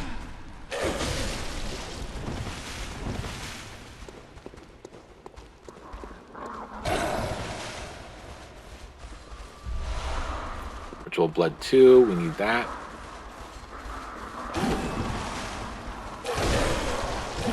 Alright. I'm getting dangerously close here to dying, because I don't have any blood vials. Oh, there she is. Okay. One less thing to worry about. There's the other ritual blood. I think it's in a the other 4. And right now we only need 2, I guess. Right? Because we already picked up 4. The other 4 will be in a chest coming up here soon.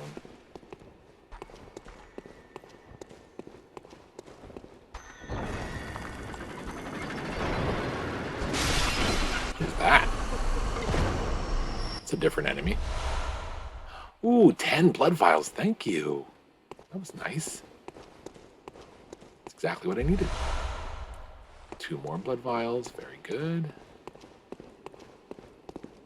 Yeah, so the chalices are interesting. You know, if you're in a rush to get through to the platinum, they're the one thing that's holding you back. You know, and it stinks. Oh, that was a trap. You gotta watch out for traps. Let's use a blood vial now that we have them.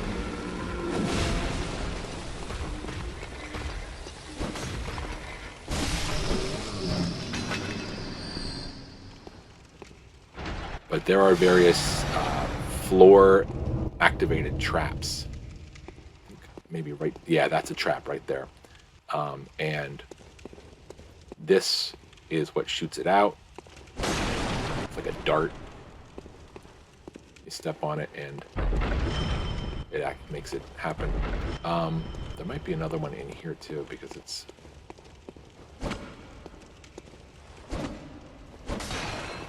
trying to get rid of these so you can see what's here, but it doesn't look like there's anything here. Okay.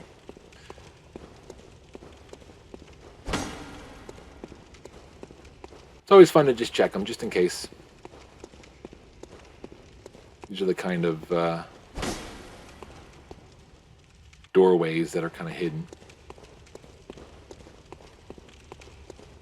It must be once we go through the boss door, I think maybe they will have a collectibles room we can go into.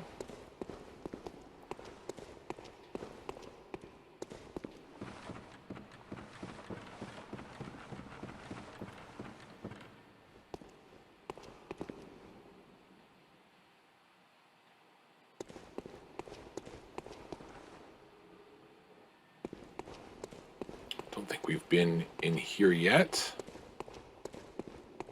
The other thing about the chalices is they're all built relatively the same. So you go into one chalice and it looks like all the rest of them for the most part. There's tomb mold. We don't need that. These are sometimes where you can find the hidden rooms.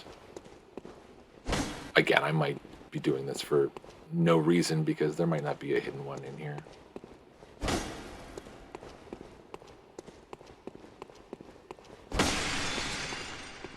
Well, that broke something. Sometimes it's even this, but it's not. I know it's not. Let's see. This is lit over here, but...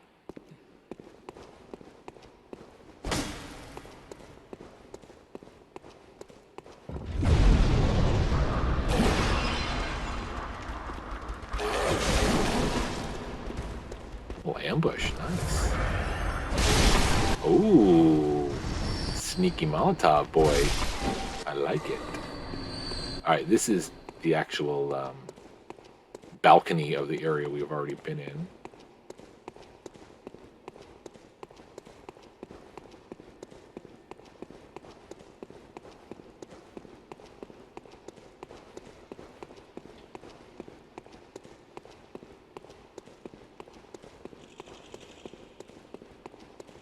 Just running around here. I'm not entirely sure where we want to go, but I guess we could use this as an elevator.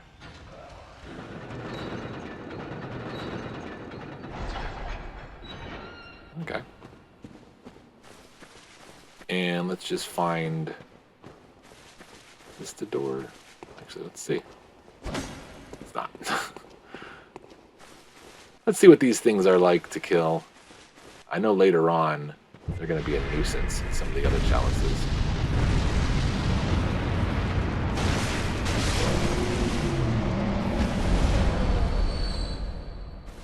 Very simple.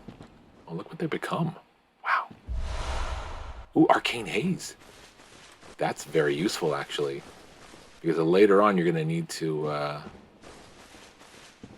use a tool to make Arcane Haze, or maybe you use those Arcane Haze to get what you need. I don't know. I don't know. I don't pretend to know exactly what I'm talking about. I'm just playing the game.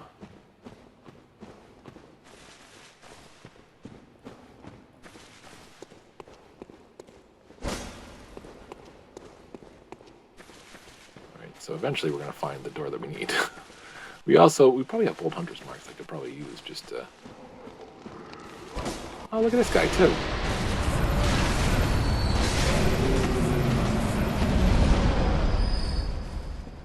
Bit of a mess there, but you got the job done.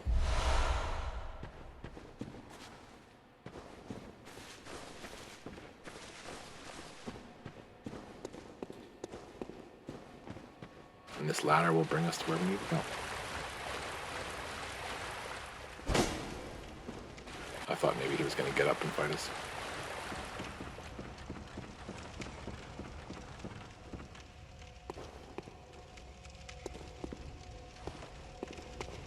And over here is the door that we need. And hopefully there is a side door. Yes, okay. So this is what you're going to see in a lot of the other dungeon layers.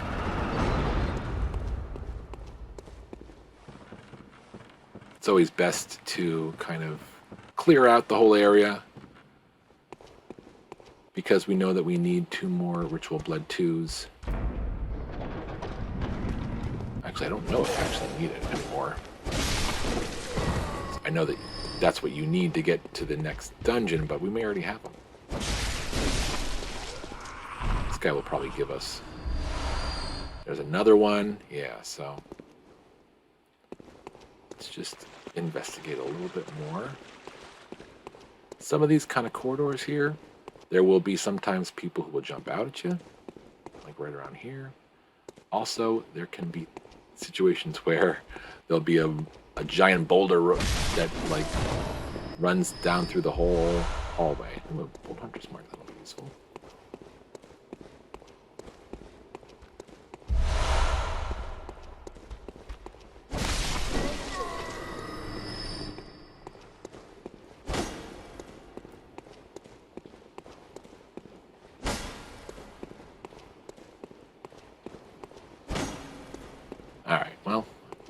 Figured I'd try them. I'm sure whichever one I don't try is going to end up being the one.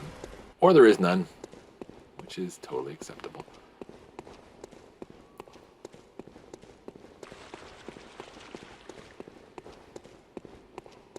As we go deeper into the chalices, I will more than likely do a lot more research. I just kind of wanted to continue after last night's stream, and I only had about 2 hours of my day left before I had to go do my parental duties. So I figured let's go ahead and see what we can get done here, and at least talk a little bit about next steps.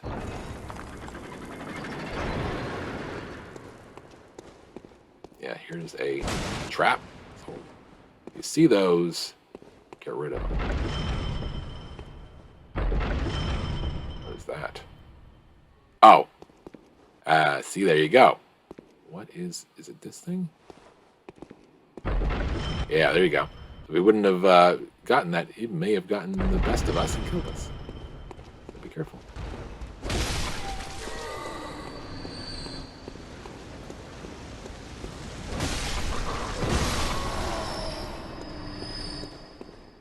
Where the heck is that chest?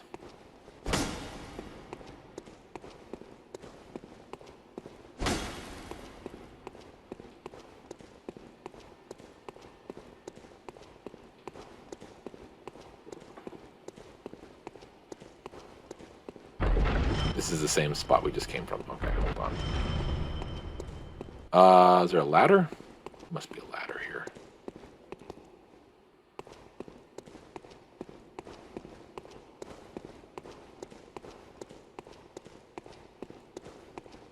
I don't see a ladder. I don't see anything.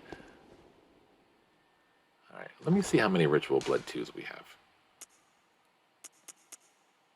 We have 5. We need 6. Where the heck is that last one? Okay.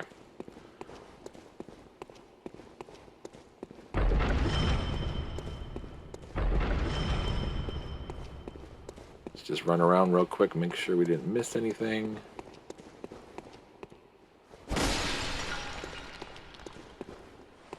Ladders here.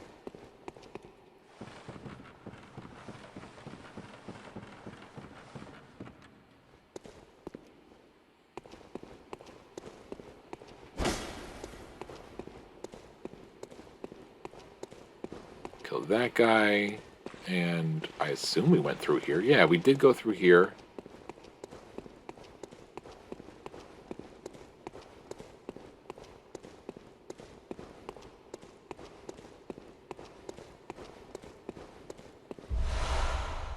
Blood vial, at least that's useful.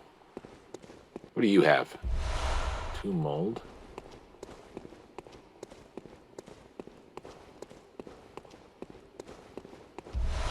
Molotovs. Okay. Oh, here's another door.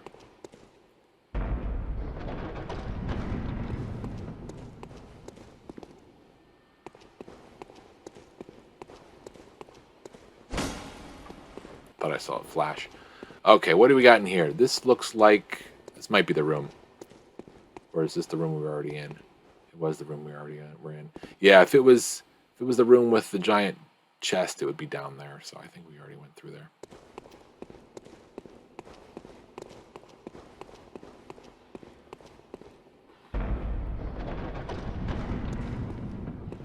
Oh, this might be it. It's also a trap.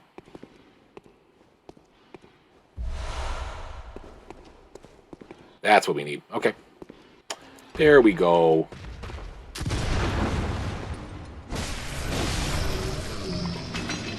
Open this up, and you get ritual blood. Just one of them. What the heck?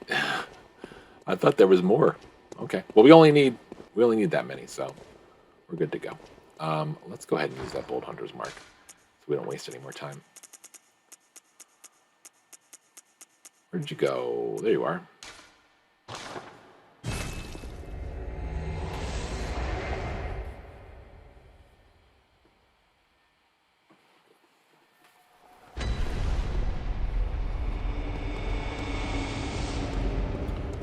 Alright, we have 15 blood vials. And we have bullets. Bullets aren't going to help. Fire paper is definitely not going to help for what we need to do. I can tell you that much right now. We'll use bolt. Oh, excuse me. That was rude.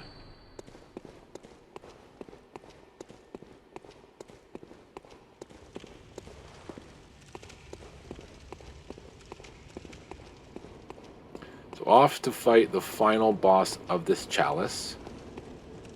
And this is the first encounter. See, the cool thing about these chalices is you're going to fight against bosses that you'll never see anywhere else in the game. And some of them are really cool. And this is one of those that's really cool. It's a fun fight. You will fight this boss later, and it is going to be a million times harder. Is it in Defilement? I don't think it's in Defilement. Maybe it is in Defilement. Maybe that's why. In the Defilement Chalice, your health is halved. The cursed Pthumerian Defilement Chalice, all your vitality is cut in half. So you are quite underpowered, and everyone, all the bosses and all the enemies are harder to beat. So you're scaled completely opposite, and it's a horrible feeling because it's so far into the chalices and so far into your gameplay where you're so used to being just this tank where you can take all these hits, and then you have to fight Amygdala, and I believe this enemy, and like one or two others. How many? 3. Yeah, there's only 3 layers you have to go through. But Amygdala, wow. We had a real easy time when we fought Amygdala in Nightmare Frontier. It's a whole different story in the cursed Thumerian Defilement Chalice. It is so hard to do, and Amygdala is just a sponge for attacks. If you just whack at the legs of that thing, it's gonna take an hour, but you might get it. But here we're gonna see. I'm afraid to say it because I might be wrong, but I'm pretty sure it's the Watchdog, who is just a big lava beast. He's made of fire.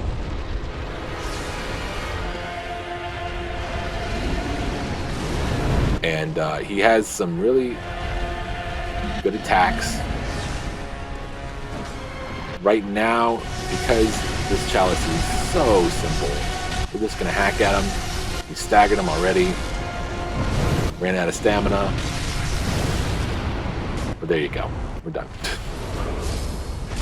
Probably didn't even use the bolt paper, but we did. The Central Pthumerian Chalice is what we need next, and the Fireblood's Gemstone 3, which might actually be more powerful than the one that we already have and have used in the past. And that's it for the first chalice.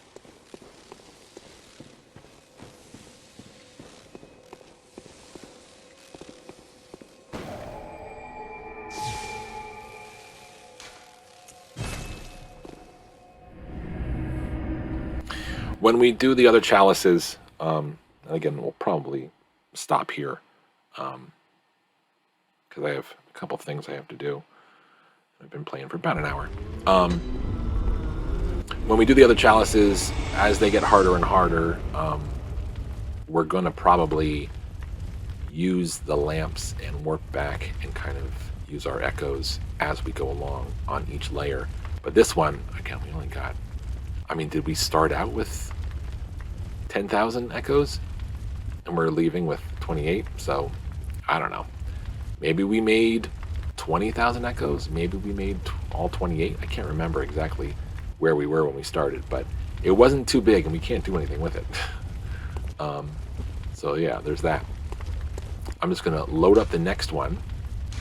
Chalice Ritual, the Central Pthumerian Chalice, and it needs 6 Ritual Blood 2s, which we have, and 1,800 echoes, which we have. I'm just going to conduct that ritual, and there you go.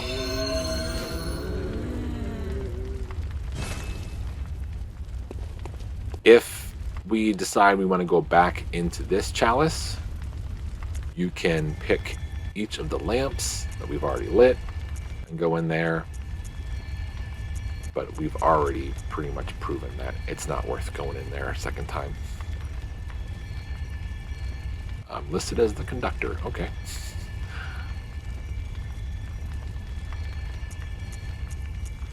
It's a depth 1, so that means it's super easy. Depth 5 is, I think, the hardest.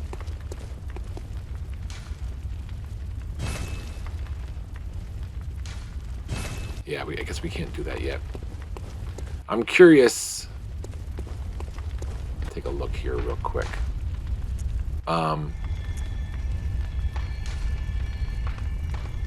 Oh, right, we're not playing online. Okay, so at this point, you can continue through the chalices, or you can play the DLC, or you can go and do whatever you want to do in the game. If you want your fastest method to platinum, and you don't want to play through the other 4 chalices, you can use Root Chalices, which is online user-made chalices that people have put together. Some of them have materials that you need. Some of them have weapons to acquire, like some of them are called like cursed weapons. Some of them are, I think, lost, like the Lost Holy Blade and things like that. The Lost Shikage. There's a whole list of what were they called? Chalice glyph codes that you put those glyph codes in when you're playing online, and it will now open up one of the custom-made Root Chalices. So we could do that and go straight to the chalice that has the Beast Claw, which is the last weapon we need. We could also use that to go straight to the Pthumerian Ihyll, Ihyll, that's the name. I don't know how to pronounce it. To go to the final chalice and fight our way through the 3 bosses. The first one I hate. It is the bane of my existence, the Thumerian Descendant. I hate him so much, especially in that chalice. We'll see him earlier. And then I think is it the Hunter? Keeper of the something. He's just a hunter. He's just like an overpowered hunter. And then the Thumerian Queen. And then that's, it gets you the trophy. We need a blood gem at the highest level for blood gem master trophy, and we need the Beast Claw, and to buy all the other weapons so that they're at least in our inventory and we can sell them again in order to get those 2 trophies. So that's where we're at. That's the progress you need to make in order to get to the platinum, is to get those 3 things done, and you can use these Root Chalices to get there quickly.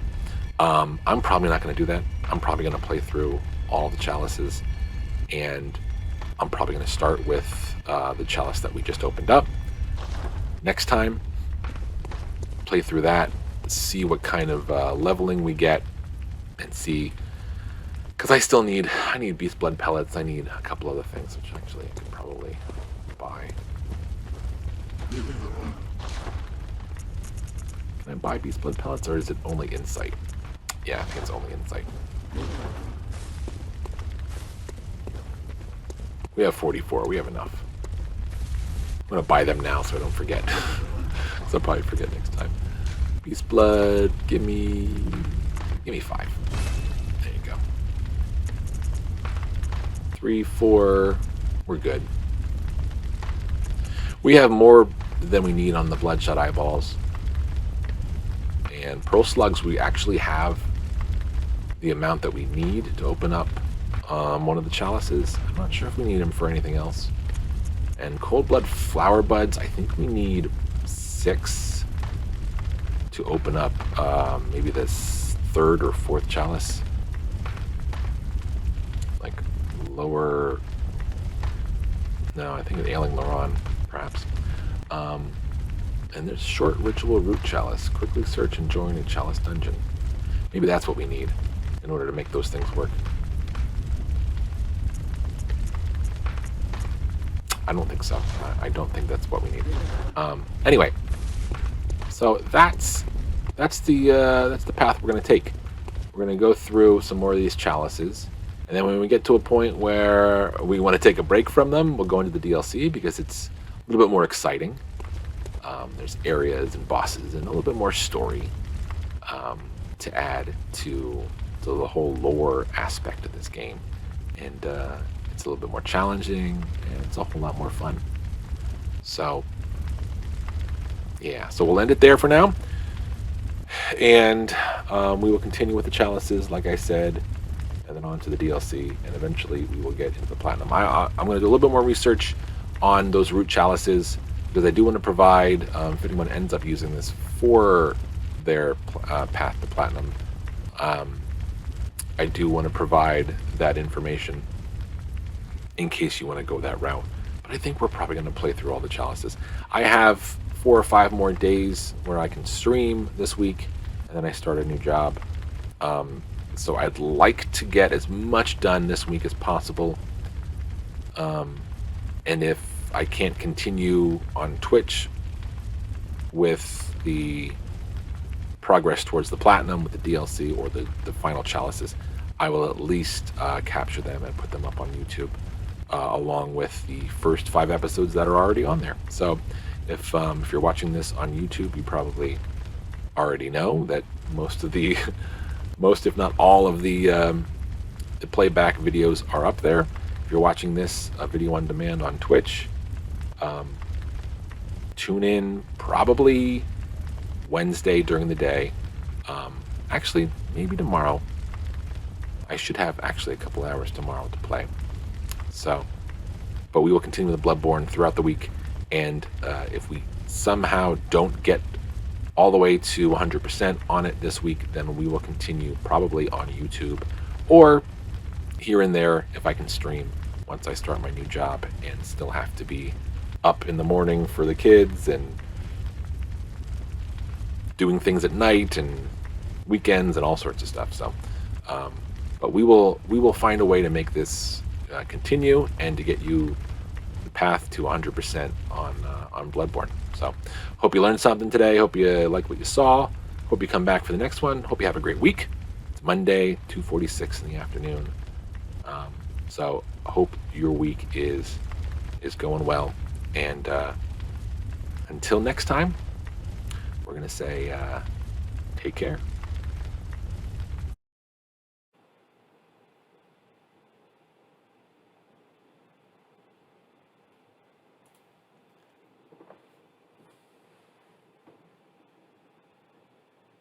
Welcome back to Bloodborne.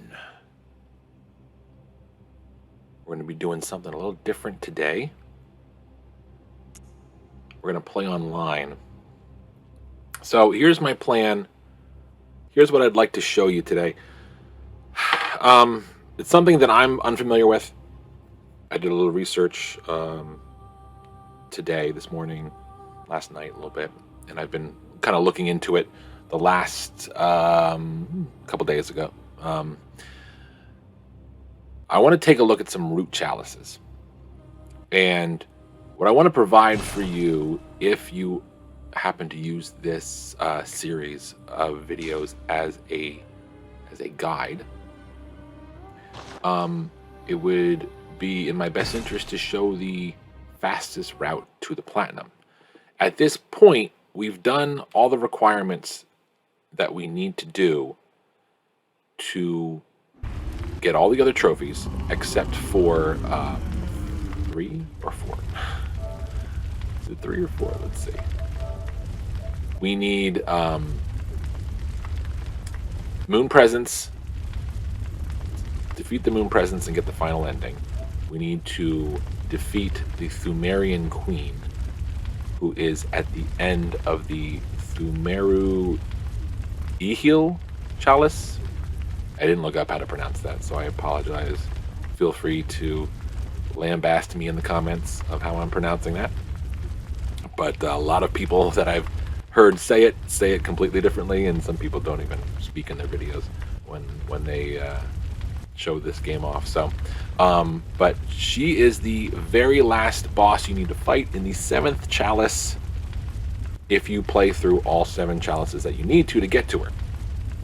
And we're going to talk about that in just a few minutes. All the hunter weapons, so that's Hunter's Essence, we have access to buy every single weapon except for one, and that's the Beast Claw, which is in the 6th chalice dungeon that we would get to, in the ISZ chalice. Again, feel free to lambast me for pronouncing these completely wrong. Or who knows. And all you need to do is fight through the first layer of that chalice against the beast possessed. Oh wait, no, that's wrong. No, the 6th chalice has a blood gem of the an extremely precious blood gem.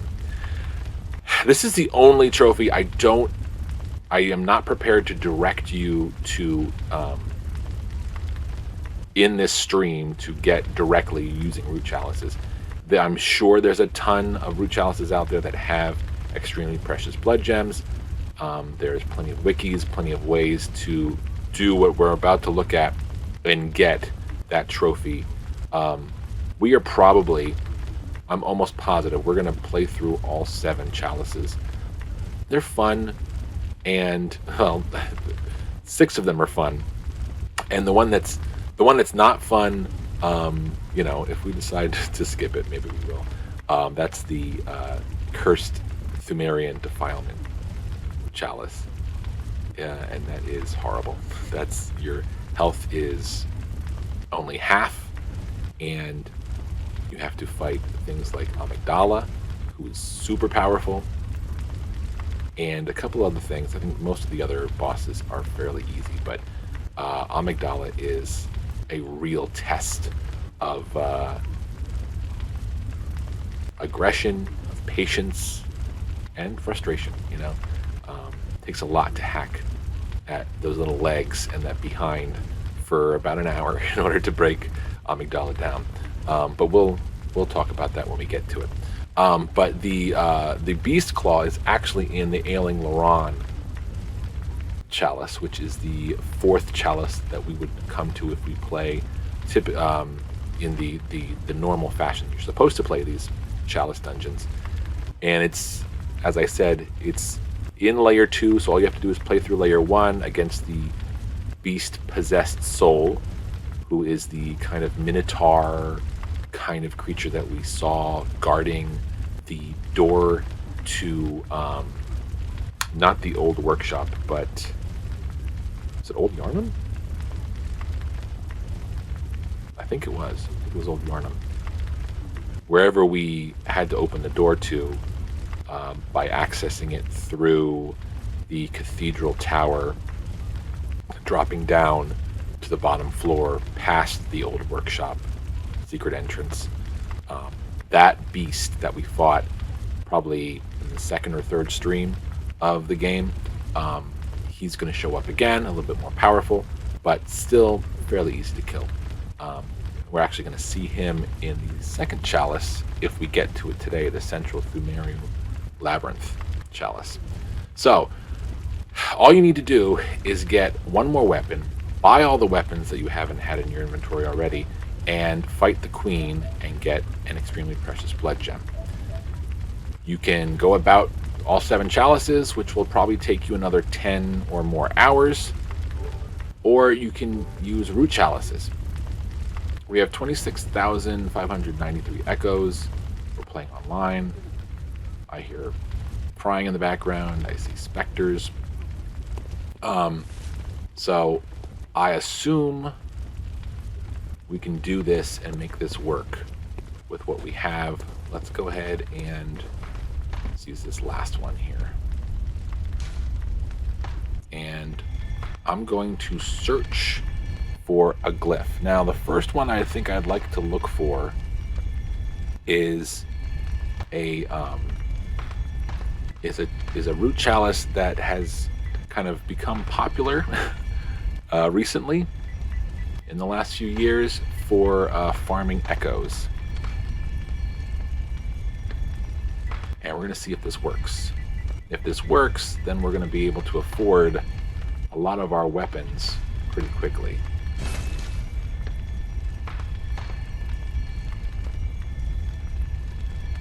So CUMMFPK.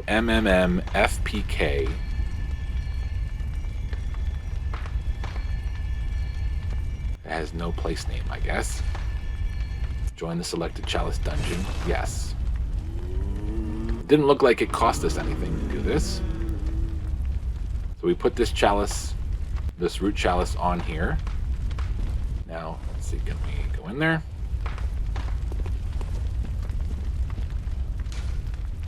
So we go to the Chamber of the Seal. Pay attention to our health and stamina and what it looks like when we walk in there. I think we are going to notice a change. By the way, I backed up my save before I did this. I'm still not 100% sure if I'm going to use any of these Root Chalices for my journey to the Platinum and 100%, but I do want to show a lot of these off. Okay, so if you notice, we have no health whatsoever. But we're going to walk into here.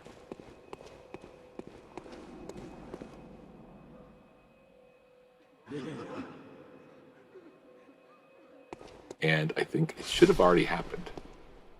Where is it?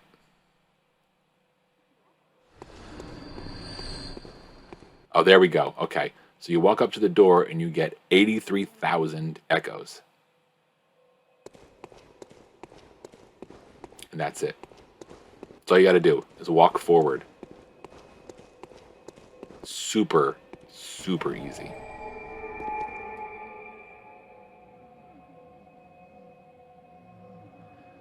We lit the lamp. Let's see, do I have any...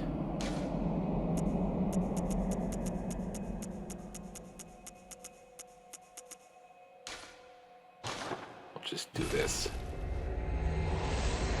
We will more than likely use the lamp more than anything else, but that is an option. The other option, I don't know if it's worth it. I'm going to skip this one. There's a Chalice Dungeon. I'll just read the sigil to you. SRIGZZ9M. SRIGZZ9M. And what that is a I don't know what level chalice it is. I think it might be a 3. But if you go in there and you make a couple turns and you find the room with a whole bunch of dudes and a big boy, what is they called? The Merciless Watcher. And there's a chest in there, and that will give you a tier 3 Air Rune, which will be very useful for gaining the maximum amount of echoes from a visceral attack. So if you get that Air Rune and you use that and some of the moon runes, or if you use all of the Air Runes and you go down from the Murgo's Wet Nurse fight and go back down into the Nightmare of Mensis past the Shadows of Yharnam where those 3 pigs were that I talked about when we went through there for the Murgo Wet Nurse fight. If you come from that side of it, you'll be able to get behind all 3 of the pigs, and then you can do a visceral attack on all 3 of them. And if you have your runes set up properly, you should be able to get 77,000 echoes from those 3 pigs alone. And then you just reload, go in, do the same attack, the visceral attacks on all 3 of them over and over again. Personally, I thought 83,000 by just walking into a Root Chalice made a lot more sense than getting this rune and then going through and killing all 3 pigs. I also think that it's a little silly to expect that you're going to be able to kill all the pigs every single time, and then what happens if you lose it, and then you lose all that stuff. So I think it's probably, it makes more sense if this CUMMM FPK Root Chalice works every time. Then you just walk in and you get 83,000. If you just need 83,000, if you need a heavy dose of echoes, then go ahead and do that too. Just do it once, get what you need, and you're good to go. Rider Plash we had. Chicago, we're buying. Rifle Spear, Stake Driver, tonight. Okay, we're good on all of these. And we need these. Ludwig's Rifle. Evelyn we had in our hands. Cannon we own. Flame Sprayer we own. Rosemarinus, I don't think we ever purchased. So let's buy that. Hunter's Torch we had. And that's everything. That's all of the weapons. Let's go ahead and sell everything we don't want.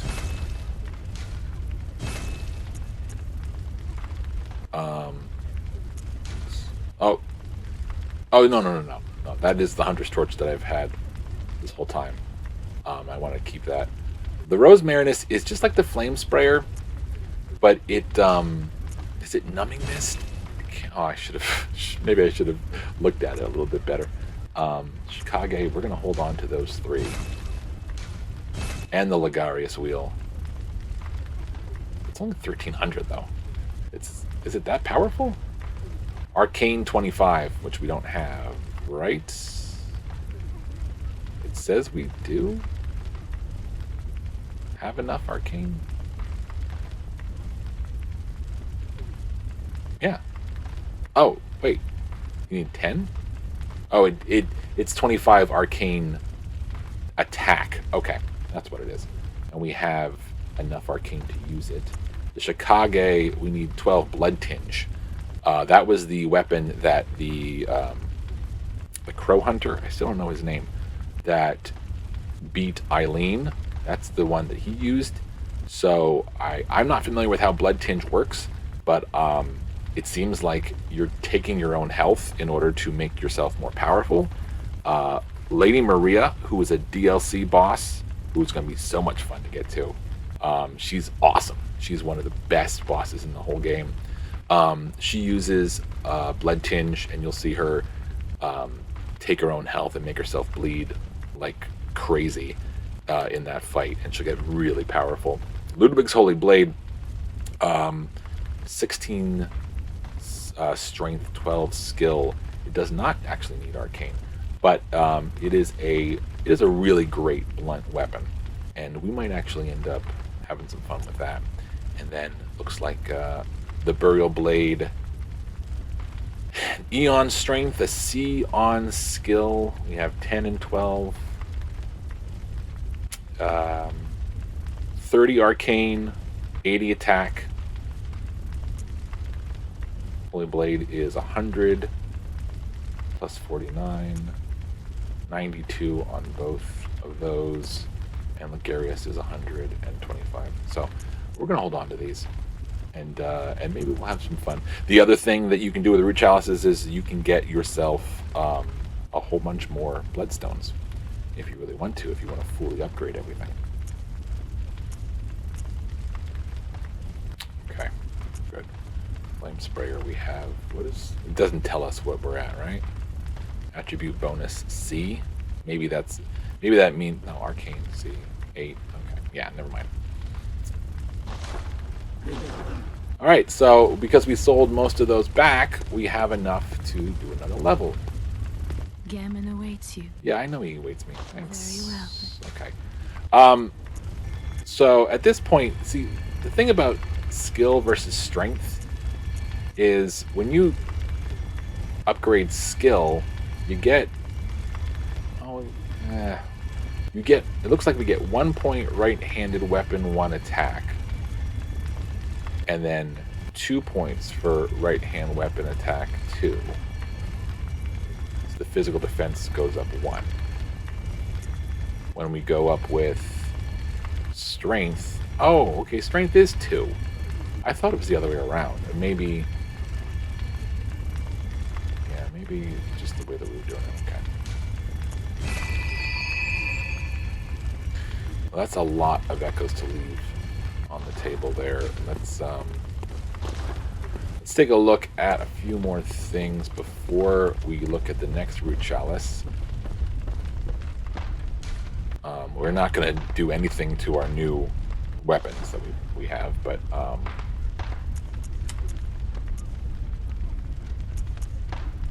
the flame sprayer, I do have enough chunks. I could make that more powerful. I don't know. Okay, why don't we check out the Ailing Laron. Go this way. We're going to remove this chalice. We're going to search. And we're going to do the Ailing Laron chalice. C76P 8SHE.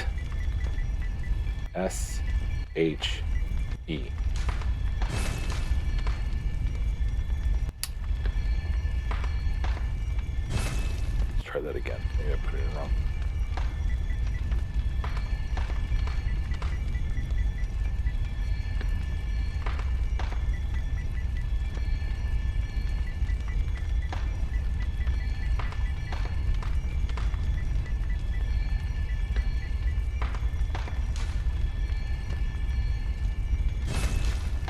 Huh. Interesting.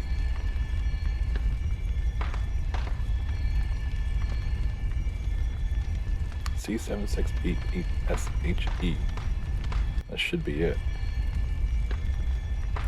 Well, let's try the other direct to the Thumerian. Let's see if this one works.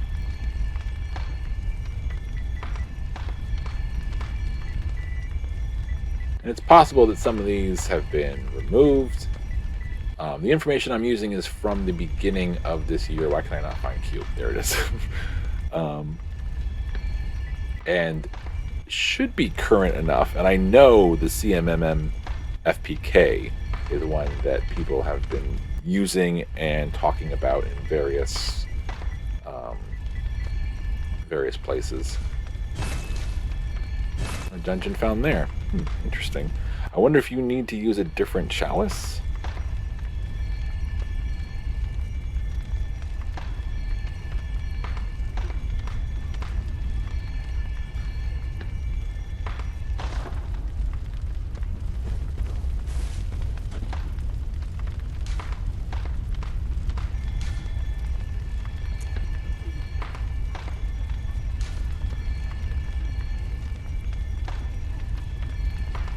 Oh, maybe because we haven't done any root chalices. That was just a simple chalice to look up and use. Interesting. Okay, so I did that completely wrong. Ritual blood. Shouldn't I be able to buy ritual blood twos?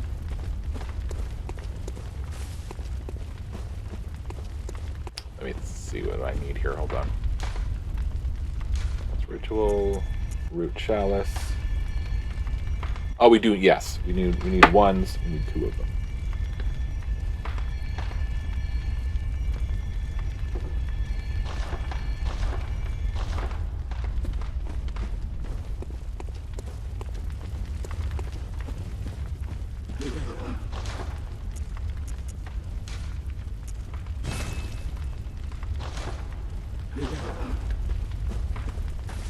So perhaps that's why the other one didn't work. We looked it up, we went into it.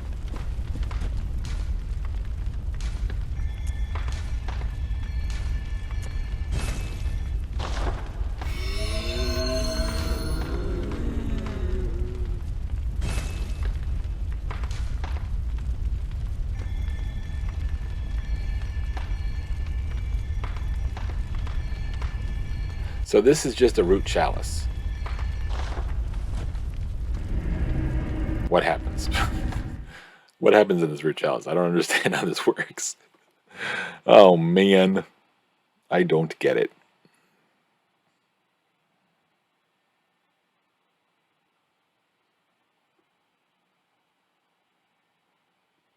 Let's find out what's in here.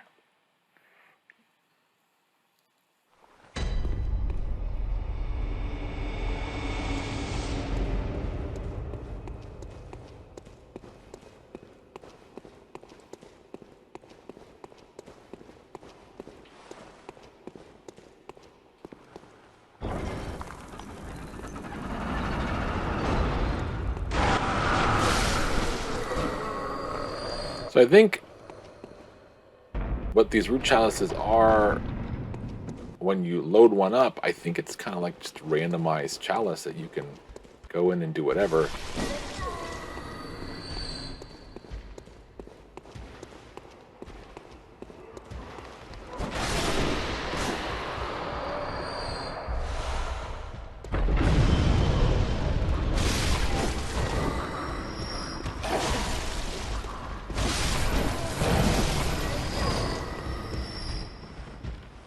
But I thought the whole point was, in order to be able to do it, you had to have the Root Chalice. Ah, you little...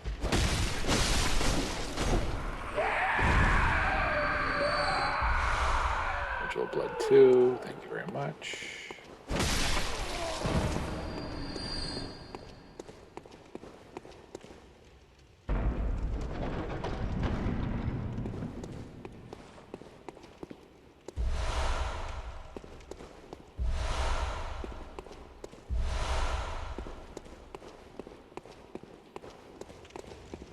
So there's lots of wandering nightmares, which is nice.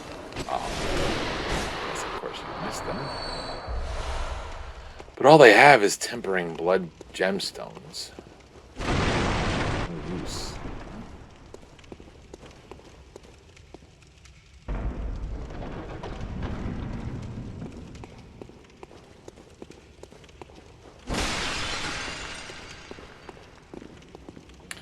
Alright, let me put this on mute real quick.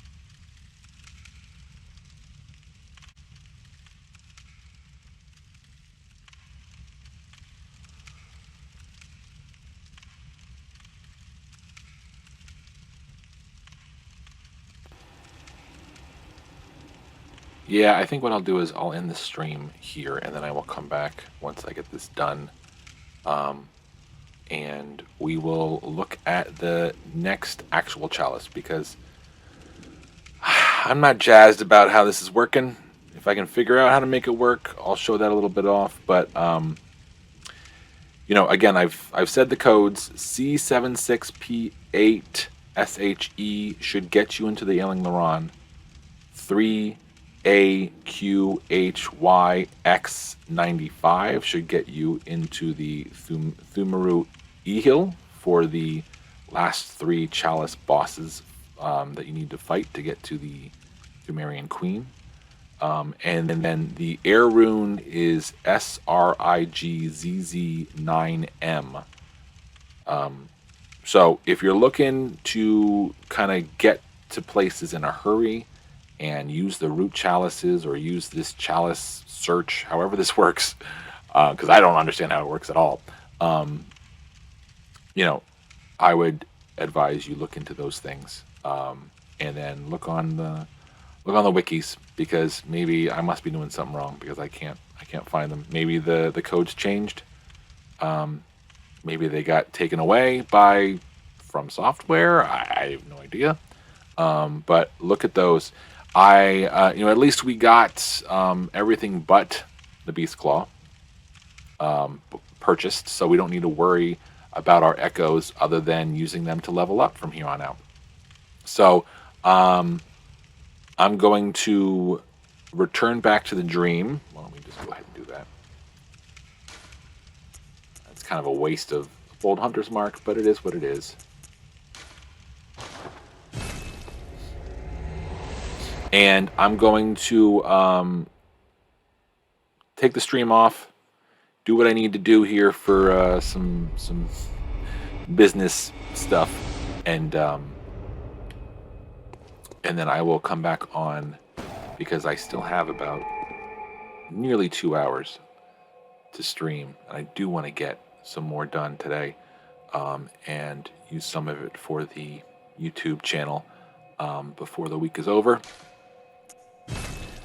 When I start my new job, I do want to get some of these chalices on stream and show you how to go about doing them. The next one is very simple. We have just 3 layers. We have the, I didn't write down who I'm fighting. Oh yeah, the beast possessed soul, the keeper of the old lords. That's the hunter I was talking about earlier, and then the Thumerian descendant, the easy version. So we will take a look at those on the next stream, which hopefully will be within the next half an hour or so. So if you catch this, thanks for following along and seeing my journey into the Root Chalices. And tune in next time for some more offline play as we go through the Chalice Dungeons and then start the DLC. Hope you learned something. Hope you liked what you saw. Hope you were entertained. I certainly was. Hope to see you next time. Take care.